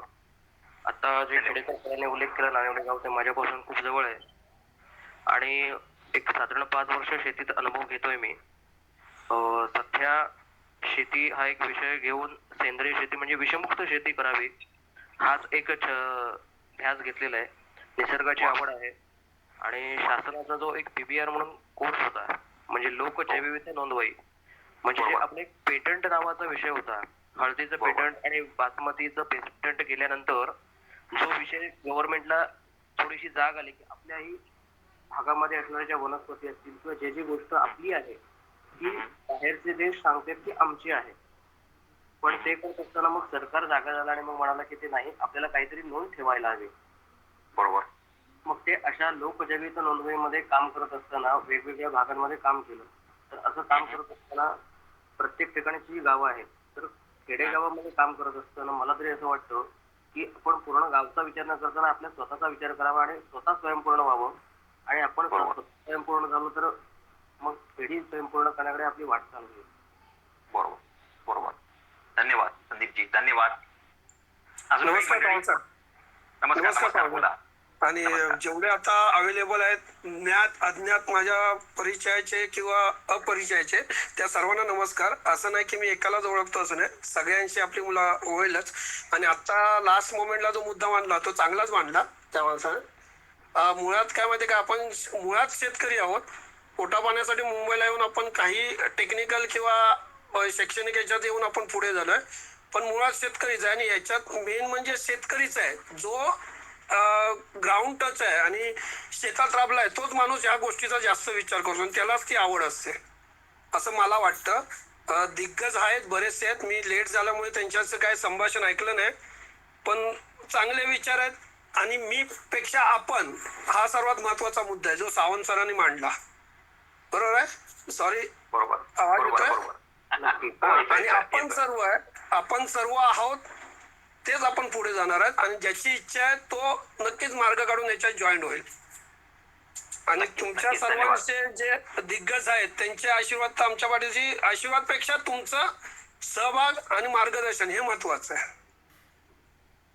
धन्यवाद. धन्यवाद. आता पेटंट बद्दल ज्यांनी सांगितलं ना, त्यांना पेटंट संदर्भात काही मार्गदर्शन पाहिजे असेल तर आम्ही करू शकू. नक्कीच.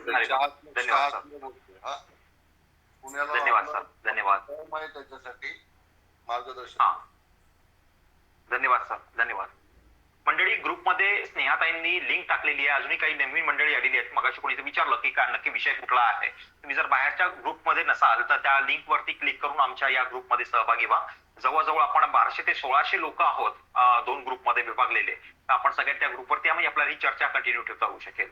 बरं, आता वाजले जवळजवळ 10 आणि गेल्या जवळजवळ आपण 1-1.5 तासापासून आपण चर्चा करतोय. जर अजून काही मंडळींना बोलायचं असेल तर आपण बोलू शकतो, अन्यथा आपण आजची बैठक इथे आपण थांबूया. का कोणी काही म्हणणार आहे? एक मिनिट सर, आता मध्ये कोणतरी कराडला जागा आहे असं सांगत होत. बरोबर. त्यांना बोलायला चान्स नाही मिळाला. हो, काही नाही. बोला बोला बोला. हा, प्लीज बोला. जागा जी आहे ना ती जवळपास 60 ते 80 एकर आहे कराड जवळ. ती 3.5 लाख रुपये करणार. व त्याचे फोटो मी मध्ये पाठवलं होतं गेल्या वेळेला. काही जणांनी बघितले. हो. हा, मग त्यासाठी कसं आहे, ती जागा जर सर्वात आधी अशी की सर्वांना कुठे एकत्र यायचं म्हणजे हे आधी ठरवायला पाहिजे, कारण जागा आपण कुठेही शोधू शकतो. आता आंबा घाटामध्ये जागा आहे तर जवळपास ती 2 लाख रुपये 2 लाख रुपये एकर सांगितलेली. 2 लाखांनी देईल.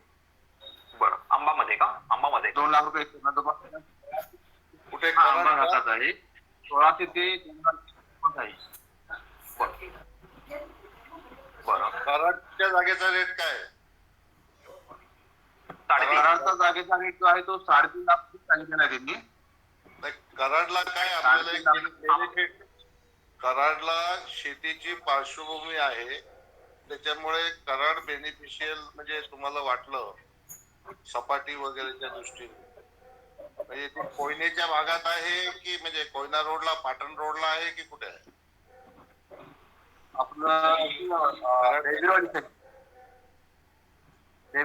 सपाटी आहे ना भरपूर. म्हणजे सपाटी आहे का? बघितलेलं नाहीये जागा. शेतीसाठी अनुकूल आहे. पाण्याची सोय आहे का, ते सगळं पाण्याची सोय पहा, रस्ता आहे का, पहिले बघायला दौरा करा. मला असं वाटतंय कराडला पाणी विपुल आहे, कोयना आहे, पंचगंगा वगैरे सगळं ते भरपूर पाण्याच्या जागा आहे शेतामध्ये. दौरा करा, कराडची जागा बघायला दौरा आयोजन करा. नंतर रायगडकडे या. आंबा मधल्या जागेबद्दल काही सांगाल का थोडंसं? आंबा घाटामध्ये तुम्ही जागा म्हणालात प्रवीण भाऊ, त्या जागेबद्दल काही सांगाल? जागा अशी आहे दादा की त्यांनी म्हणतात 40-60 आहे म्हणून सांगितले, म्हणजे 40% सपाट 60% डोंगर म्हणून सांगितलेले. आम्ही ती प्रत्यक्ष भेट दिलेली जागा आहे. ती 70% जवळपास 75% डोंगर आहे. मध्ये चढ होता आणि 30% अशी जमीन ती तशी मला योग्य वाटली. जर कमी असेल तरीही कराडची जमीन अजून बघितलेली नाही आहे. जवळपास तर कराडच्या जवळपास धरण एक आहे असं समजलेलं आहे. त्यामुळं आणि त्या जागेमध्ये तळ देखील आहे. कराडला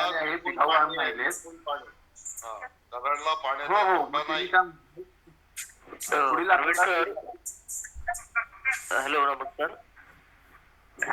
ठेपेवाडीच्या आसपास मी काम केलंय 40 गावांमध्ये या लोकजीविका अभ्यासक्रमाच्या निमित्तानं. तर बऱ्यापैकी जी गावं आहेत ती डोंगराळच आहेत, म्हणजे कोकणाला लागून आणि सह्याद्रीला लागून असल्यामुळे ती बऱ्यापैकी डोंगराळ आहेत. थोडाफार पठारी प्रदेश आहे तिकडे. पण ती जवळ टिकाऊ असं समजली, प्रत्यक्ष बघितलेलं नाही अजून. नाही पुढील वर्षात बघायला येऊन बोललेलं आहे. हॅलो, नमस्कार. जरा मी हॅलो हॅलो हॅलो मी थोडं ग्रुपला हे करतोय, ग्रुपला थोडं थांबवतोय. आपण ज्या आता 3 किंवा 4 ज्या जागा आहेत त्या जागा जो माणूस आपल्याला रेफरन्स देतोय त्याचा नंबर व त्याच्याशी कॉन्टॅक्ट करून त्या जागेवर निदान एक 4-5 जण मुंबई, पुणे किंवा त्या एरियातले जाणकार ज्यांना आता उल्लेख केला की बाबा इथे तलाव आहे का, इथे पान क्षेत्र आहे का, की जे आपले मुद्द्याचे पॉइंट आहेत. पाणी आहे तर जीवन आहे.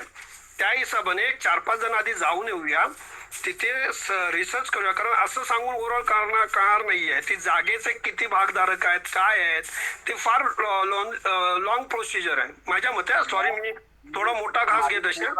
पण सेकंड थिंग काय होतंय, मी टेक्निकली हॅलो सॉरी मी जरा हे करतोय. टेक्निकली दुसरी एक गोष्ट अशी आहे की आपल्या ग्रुपमध्ये आपल्याला ना एक ड्रोन घ्यायला लागेल, ड्रोन छोटासा स्वस्त्यातला, आणि त्या ड्रोनच्या हिशोबाने त्या जागेवर जाऊन आपल्याला त्याची रेकॉर्डिंग करायला लागेल माझ्या मते. आणि ती थोडीफार आपल्याला ग्रुपमध्ये टाकून त्याचा एक अंदाज येईल आपल्याला की सपाट आहे, वर खाली आहे, किंवा आजूबाजूला काय आहे, किती झाडं आहे, पाणी कुठे आहे. हे माझ्या क्षेत्रातले जे मला अनुभव आहेत ते मी सांगतो. मी इस्टेट एजंट पण करतो आणि थोडंफार माझं ह्या क्षेत्रातलं थोडं माहिती आहे मला. तर त्या साईडने जर आपल्याला थोडे फोटो, थोडा आजूबाजूच्या एरियाची माहिती, तिथे स्थानिक, आता दोघांनी सांगितलं की बाबा हा एरिया माझा, या एरियातलं मला नॉलेज आहे, फक्त तू त्या रोडच्या कुठे किंवा त्या तलावाच्या कुठे जागा, ह्या गोष्टींना ह्या 1-2 आठवड्यामध्ये करा. त्याच्यानंतर मग आपण त्याच्यावर पॉइंट करू की हा एवढ्या जागेला एवढी किंमत द्यायची की नाही द्यायची. बरोबर ना? जर माझं चुकलं असेल तर मला सांगा, कारण आपल्यातले बरेच मोठी माणसं आहेत, त्यांना चांगलं नॉलेज असेल तरच आपण पुढे जाणार आहेत. आपण इथून वाचा फक्त एवढंच करूया की तो माणूस आहे बा, ह्या ना माणसाने, आता मी आंबाघाटाचा कोणी उल्लेख केला तर मी साखरप्यातला आहे, तर माझ्या इथून साखरप्यावरून आंबाघाटाला जाऊ शकतो आपण. आणि ती त्याच्यासाठी बोरवलीवरनं गाड्या आहेत, त्या आपल्याला 700-800 रुपयाच्या तिकटीच्या लक्झरी बसेस आपल्याला त्या साखरप्यापर्यंत पोहोचवतील. असे काय मार्ग आहेत का की ते 5 जण जातील मुंबईवरनं आणि तिथे रिसर्च करतील, आणि तो स्थानिक माणूस ज्याला ह्यातलं नॉलेज आहे, आणि त्या तिकडची 2 जण की ते सांगतील की ही जागा योग्य आणि याच्यात आपण करूया. बरोबर आहे? धन्यवाद. दादा तेच म्हणतो, माझं काय म्हणणं आहे, पण ऐकून घेता का पूर्ण? त्या व्यक्तीनं आम्हाला पुढच्या एक व्यक्ती बोलत असताना ना एकाला आधी बोलू द्या, नंतर मग दुसऱ्याने आपलं बोलणं बोला, त्यामुळे कोण काय बोलतंय कळत नाही. Exact madam. थँक्यू. प्रवीणजी, आता मी बोलू का? बोला तुम्ही बोला. हा, आता करार त्या व्यक्तीनं आम्हाला काय बोलले, 80 एकरची जागा आहे, तुम्ही येणार तर पुढच्या आठवड्यात बघायला या म्हणून बोलले. तुम्ही शनिवार रविवारचं नियोजन करून या म्हणून बोलले. जाऊ बघू आपण, जर पसंत पडली ठरवत नाही, आणि जी जागा पसंत पडली तर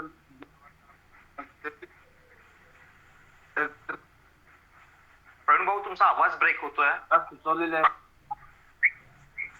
ही जी जागा सुचवलेली आहे ना आपल्याच कार्याची. नमस्ते. नमस्ते. हा बोला. ऐकू येतं? हो ऐकू येत आहे, बोला.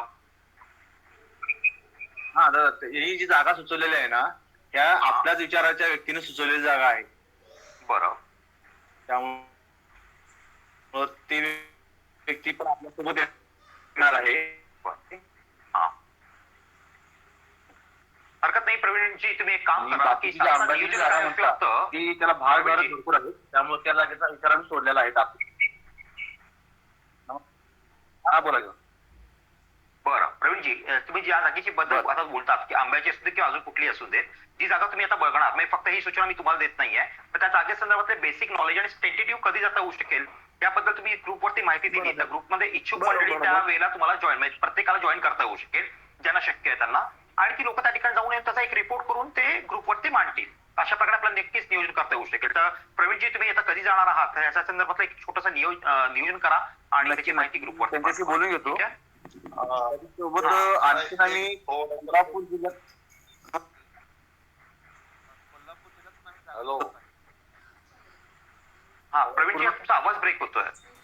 मी बोलू का पूर्ण आधी? प्रवीणजी तुमचा आवाज ब्रेक तुमचा आवाज ब्रेक होतोय प्रवीणजी. मी तेच तुम्हाला सांगतोय तुमचा आवाज ब्रेक होतोय. रेंज मध्येच आहे. मी कोल्हापूर जिल्ह्यात एक मिनिट मी रिजॉईनिंग होऊ. एक मिनिट. हा please please please please please. मंडळी अजून इतर मंडळींना काही बोलायचं असेल तर बोला प्लीज. सावंत साहेब, ते जे जमिनीचं जे चाललंय तर तुम्ही पण आता सध्या तर काही गोष्टी तर आहेत, तुम्हाला पण माहिती आहे की त्याच्यात ना बरेचसे भागधारक आहेत. तो क्लीन आहे का, एकाचीच आहे का, आणि जो का आपल्याशी इन्व्हॉल्व्ह होतोय त्या माणसाला पण त्याची पूर्ण शाश्वती देऊन आपल्या ग्रुपचे काही जण 4-5 जण भेटू दे की त्याला माहिती मिळेल की हा बाबा हे 4 जण इन्व्हॉल्व्ह, किंवा 4च नाही पूर्ण टीम येणार आहे त्यांच्याशी बोलायला. मग त्या माणसाला ना थोडा हुरूप येतो की अरे हा बाबा आपल्याकडे ना कोणतरी चांगलं करतोय. नाही नक्कीच तुम्ही म्हणता ते बरोबर. कुठे तो आपला माझं असं म्हणणं आहे की लोकांना बोलून देत मांडणी करून देत, आणि कदाचित पुढे असं वाटलं आपल्याला की यातील टेक्निकल पर्सन म्हणजे जमिनीमध्ये इंटरेस्ट घेणारे लोक किती आहेत त्यांचा एक आपल्याला गट बनवता येऊ शकतो. किंवा गट बांधणी संदर्भात आपल्याला काय करायचं तर त्यातला एक गट इंटरेस्टेड लोक त्यामध्ये येऊ शकतात. शेतीमधली लोक एकत्र येऊ शकतात. असं आपल्या पुढे जाऊन कदाचित करता येऊ शकेल. प्रवीण भाऊ आलेले आहेत तर प्रवीण भाऊंना बोलून देत आपण. प्रवीण भाऊ बोला. दादा माझं काय म्हणणं आहे, मी कोल्हापूर जिल्ह्यात पण जमीन बघत आहे. बरोबर. भागात म्हणा आपलं मलकापूर साईडला तर चालत असेल तर तिथे घेऊ. पण माझा एक विचार, सगळ्यांना सेंटर पॉईंट कोणता होईल जिथं यायला जमेल. कारण कराडमध्ये पण आहे, दादाने सांगितल्याप्रमाणे रायगडला पण आहे, आणि मलकापूर साईडला आंब्यात पण आहे. मग सगळ्यांना जवळचं पॉईंट कोणतं होईल सांगा, म्हणजे त्या भागात आम्हाला जागा बघायला बरं पडेल. प्रवीणजी असं होणार आहे की सगळ्यांना सगळ्या जागा सुटेबल होतील असं कधीच ग्रुपमध्ये होत नाही. त्यामुळे ज्यांना शक्य आहे त्या जागेवरती येतील आणि ते सांगतील. कोणाला कोकणच वाटेल, कोणाला वाटेल नाही पश्चिम महाराष्ट्र, कोणाला वाटेल नाही आपण विदर्भात जाऊया, तर असं शक्य होणार नाही. पण ज्यांना जी माहिती मिळते त्यांनी सध्या तरी सुरुवातीला एक 4-5 जागांची माहिती आणि संपूर्ण माहिती म्हणजे त्याचे डॉक्युमेंटसह, तिचे रेट्स असतील, तिचे फोटोज असतील, त्याची झालं तर आता जसं सुचवलं सावंतांनी की व्हिडिओज काही काढले असतील तर ते कृपया ग्रुपवर टाका. मग त्यातला इंटरेस्टेड जी काही मंडळी आहे ती त्या जागेबद्दलची माहिती अजून जाणून घेतील, समजून घेतील असं मला वाटतं. नाहीतर मग ही चर्चा अशीच चालू राहणार आपली आणि मग ते कधी शक्य होणार नाही. एक मिनिट मी अजून एक तुम्हाला पर्याय देतो. शासनाच्या अनेक जागा पडीक आहेत. शासनाच्या अनेक जागा हजारो एकर पडीक आहेत. त्याचा जर आपण कुठे जर शोध घेतला तर चांगल्या प्रकारे जमीन जवळपास मिळू शकतात. चांगली सूचना केली, पण त्या जागा नावावरती होणं यासाठीची जी प्रक्रिया आहे ती फार क्लिष्ट प्रक्रिया आहे आणि इतक्या सहज सोपं होत नाही. तर त्यामुळे अर्थात मी त्याला नकार देत नाहीये, पण जर त्यातले काही इंटरेस्टेड मंडळी असतील तर आपण त्या मंडळींनी तो प्रयत्न करावा नक्कीच. लॉंग लिस्ट वरती जमीन घेणं असेल, फॉरेस्ट डिपार्टमेंटची असेल किंवा इतर कुठल्या असतील. आता वन खातं अनेक लोकांना अशा जमिनी देतं झाडं लावण्यासाठी वगैरे. असं म्हणजे आहे, कानावरती आहे. तर त्याचे कोण जाणकार असतील तर त्यांनी थोडा तपास करावा आणि शासनाची जमीन जर मिळाली तर फार बरं होईल माझ्या मते. कारण कसं आहे जमीन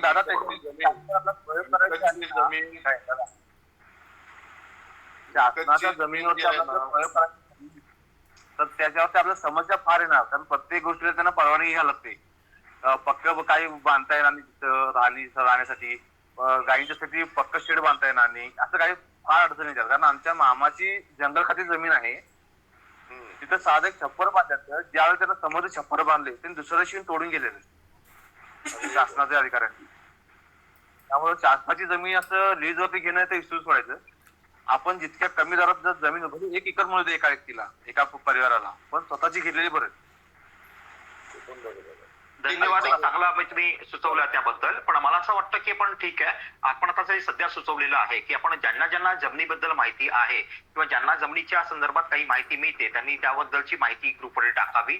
ज्यांना ग्रुपमधल्या मंडळींना शक्य आहे की त्यावेळेला जाऊन ती प्रत्यक्ष जमीन पाहणं, तिचे डॉक्युमेंटेशन पाहणं असेल, फोटोग्राफी, व्हिडिओग्राफी करणं, ती माहिती संपूर्ण ग्रुपवरती आपण टाकूया. आणि मग इंटरेस्टेड मंडळींनी त्या संदर्भातल्या चाचपण्या करायला आपण सुरुवात करूया. तर मला असं वाटतं थोडंसं आपण अर्धविराम देऊया जमिनी संदर्भात आणि सगळ्यात मुख्य म्हणजे थोडंसं आपण मूळ मुद्द्यावरती वळूया असं मला वाटतं. जो मुद्दा वारंवार येतो आणि तो कुठेतरी आपला दुर्लक्षिला जातोय असं माझं म्हणणं आहे. साधं सिंपल आहे की आपला लग्नाचा सीझन येतो तेव्हा आपल्याला मुली बघायच्या असतात किंवा मुलगा बघायचा असतो. ती जी तयारी होते ना ती कुठेतरी गटात तयारी व्हायला पाहिजे. मला माहिती नाही की प्रवीण कोण आहे, मला माहिती नाही हे सावंत कोण बोलले आता, मला माहिती नाही चंद्रकांत दादांनी माहिती मांडली ती कितपत खरी आहे. आपण एकमेकांची तोंडच बघितलेली नाहीये, आपल्याला माहितीच नाहीये, तर आपण आयुष्यभर एकत्र कसे राहणार आहोत.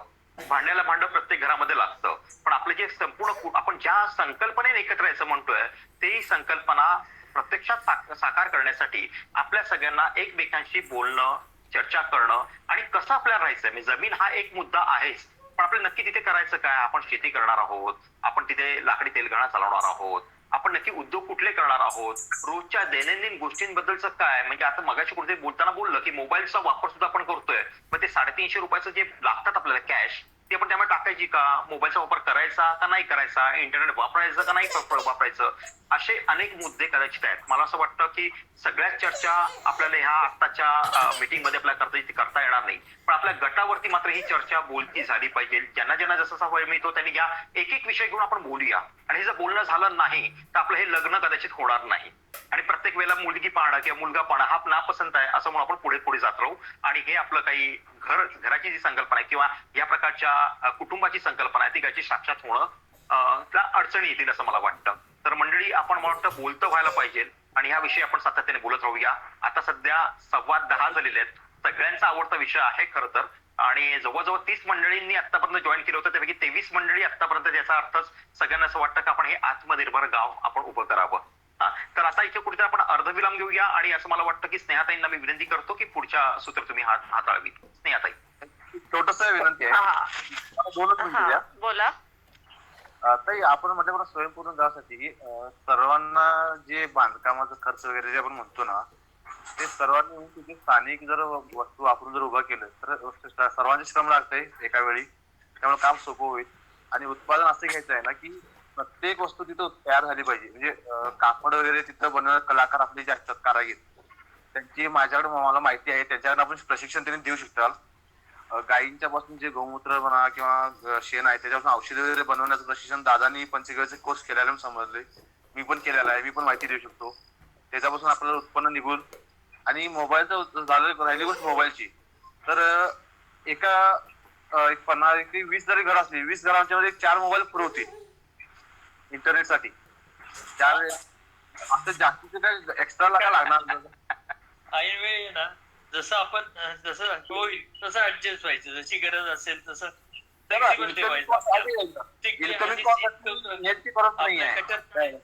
पुढचा विचार करायचा सध्या काय मला वाटतं इन्कमिंग कॉल साठी बरोबर पण इन्कमिंग कॉल साठी गरज नाही.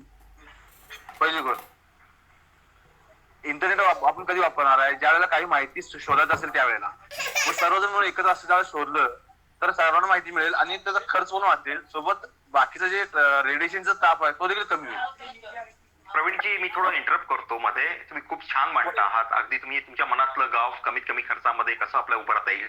पण आता एक ग्रुपमध्ये सूचना आली, मी ती वाचलीत का? ग्रुपमध्ये एका मित्राने असं सांगितलं की आपण प्रत्येकांना आपल्या स्वप्नातलं गाव कसं असेल, मला कसं वाटतं, कसं राहता येऊ शकेल, हे आपण थोडंसं लिहायला घेऊया आणि हे सगळ्यात उत्तम होईल. हे प्रवीणला वाटतं म्हणून प्रवीणने त्याची मांडणी केलेली आहे, पण प्रश्नाला काही वेगळं वाटतं.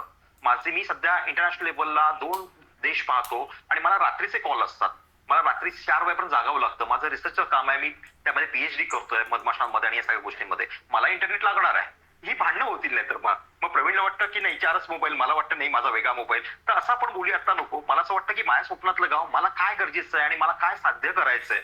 मी फक्त माझ्या स्वसाठी जगणार आहे का मला माझ्या गावासाठी जगायचंय, मला माझ्या देशासाठी जगायचंय.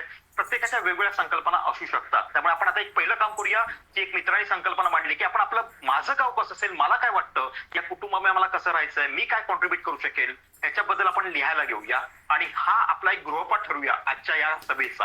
आणि इथे मला वाटतं आपण आता अर्धविराम घेऊया. पुढची सूत्र मी स्नेहाताईंना देतो. स्नेहाताई प्लीज. स्नेहाताई, जरा फक्त ना तुम्ही ती लिंक बोलता ना, ती लिंक कशी ऑपरेट करायची ते सांगाल का जरा? कारण आता आपण ऑनलाईन आहोत सगळे. मी ग्रुपवरती आपल्या इनबॉक्स मध्ये टाकलेली आता ती लिंक. आपल्या ग्रुपवर टाकता का? इथे नाही ना? इथे नाही, आहे ग्रुपवर. ओके.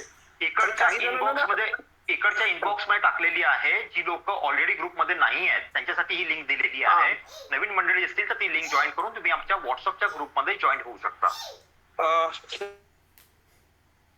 एक मिनिट, मी आता ऑनलाईन आहे. मी राईट साईडला ते 3 पॉइंट आहेत त्याच्यावर क्लिक केलंय. आता कसं काय करायचं? त्याच्यावर क्लिक करून तुम्ही इन कॉल मेसेज मध्ये जा. इन कॉल मेसेज मध्ये गेलो. त्याच्यामध्ये तुम्हाला लिंक दिसते.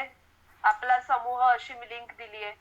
एक मिनिट, एक मिनिट जरा मी बघतोय, कारण मी बघतोय म्हणून बाकीचे बी बघतील. ह्या गोष्टीने झालंय. मी नाही याच्यात मला दिसत नाही. याच्यात मला स्नेहा ही बरोबर. ओके, हा त्या लिंक वर क्लिक करा आणि जॉईन करा.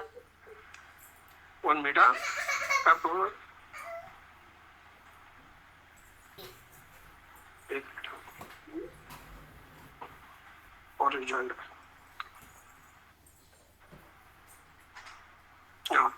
हॅलो हा बोला. मी काय क्वेश्चन केला कळालं मॅडम? कारण तुम्ही आणि आपण तुम्ही लिंक केलीत का जॉईन कर? मला नाही त्याच्यासाठी केलं की काही जणांना ते माहिती नाहीये. हा ठीक आहे, ते आलं मला लक्षात. पण तुम्ही ती लिंक झाली ना जॉईन करून, म्हणजे मला पुढचं बोलायचं. हा बस व्हेरिफिकेशन झालं. थँक्यू. कोणाला काही सूचना द्यायच्यात, काही बोलायचंय कोणाला? हा, ते मला बोलायचंय. सुजाता जाधव. बोला बोला. ते एक प्रवीण सरांनी आता एक पॉइंट मांडला होता. तर मला तरी असं वाटतं पहिले काही डेडिकेटेड पर्सन तिथे जाऊन थोडस सेटल होतील. तोपर्यंत बाकीची टीम असेल ते फायनान्स डिस्ट्रीब्यूट करतील त्या लोकांचा. डेडिकेटेड पर्सन सुरुवातीला असतील तसे. ओके ठीक आहे. आपण त्याच्यावर नोट लिहूया. प्रत्येकाला कसं स्वयंपूर्ण खेळ हवंय त्यावर नोट लिहू आणि त्याच्यातला बेस्ट घेऊन आपण बनवू. No problem. मला आता असं म्हणायचंय की एक तर कोणी ना कृपा करून ते निगेटिव्ह बाजू वगैरे लोकांनी सांगितलं ते ठीक आहे की काय संकट येऊ शकतात, ते दॅट इज एक्सेप्टेबल. पण निगेटिव्ह बाजूंवर चर्चा करू नका. ठीक आहे, ते वाईटच आहे वगैरे. ज्यात निगेटिव्हिटी हवी आहे त्यांनी म्हणजे इथे थांबण्यात अर्थ पण नाहीये. हे पहिलं. दुसरी गोष्ट, 12 बलुतेदारी सिस्टम आहे ती आपल्याला आणायची असेल तर त्याच्यावर रिसर्च करणं आवश्यक आहे. तर आपल्याकडे एक अशी बॉडी दिली पाहिजे की जी इन्व्हेस्टिगेशन करते, त्याचं मीडियामध्ये रिप्रेझेंटेशन करते आणि त्यानंतर आपलं कॉन्टॅक्ट नेटवर्किंग वाढवते. ओके, तर ते एक आहे. आणि दुसरं अजून महत्वाचं असं आहे की आता आपण काम करतोय एकत्र येऊन, तर आपल्यामध्ये सुद्धा काही टीम्स तयार कराव्या लागतील वेगवेगळ्या कामांसाठी. ओके, तर आणि थँक्यू सगळे इथे आल्याबद्दल. आपण आपले विचार मांडलेत, आपण हे मांडतच राहू. आणि मी ग्रुपवर लिंक दिलेली आहे आपल्या समूहाची, तर ती लिंक जॉईन करा. अजून एक बोलायचं होतं पण ते थोडंसं डोक्यातून स्लिप झालंय माझ्या आता, तर ते ग्रुपवर टाक. स्नेहाताई, मी एक होमवर्क दिलेला आहे प्रत्येकाला की आज आपण आपल्या स्वप्नातलं गाव आपल्याला कसं वाटतं ते कृपया सगळ्यांनी लिहावं आज उद्यामध्ये. मला वाटतं तरच आपलं ही चर्चा पुढे जात जाईल आणि लवकरच आपण दुसऱ्या मीटिंगला पण भेटूया. तर आता आपण इथे थांबूया कारण बराच वेळ झालाय. 10:30 होऊन गेलेले आहेत. तर आपण इथे विराम घेऊया. धन्यवाद मंडळी, आपण सगळे आल्याबद्दल. आपल्या सगळ्यांचे आभार. शुभरात्री. Thank you everyone. धन्यवाद.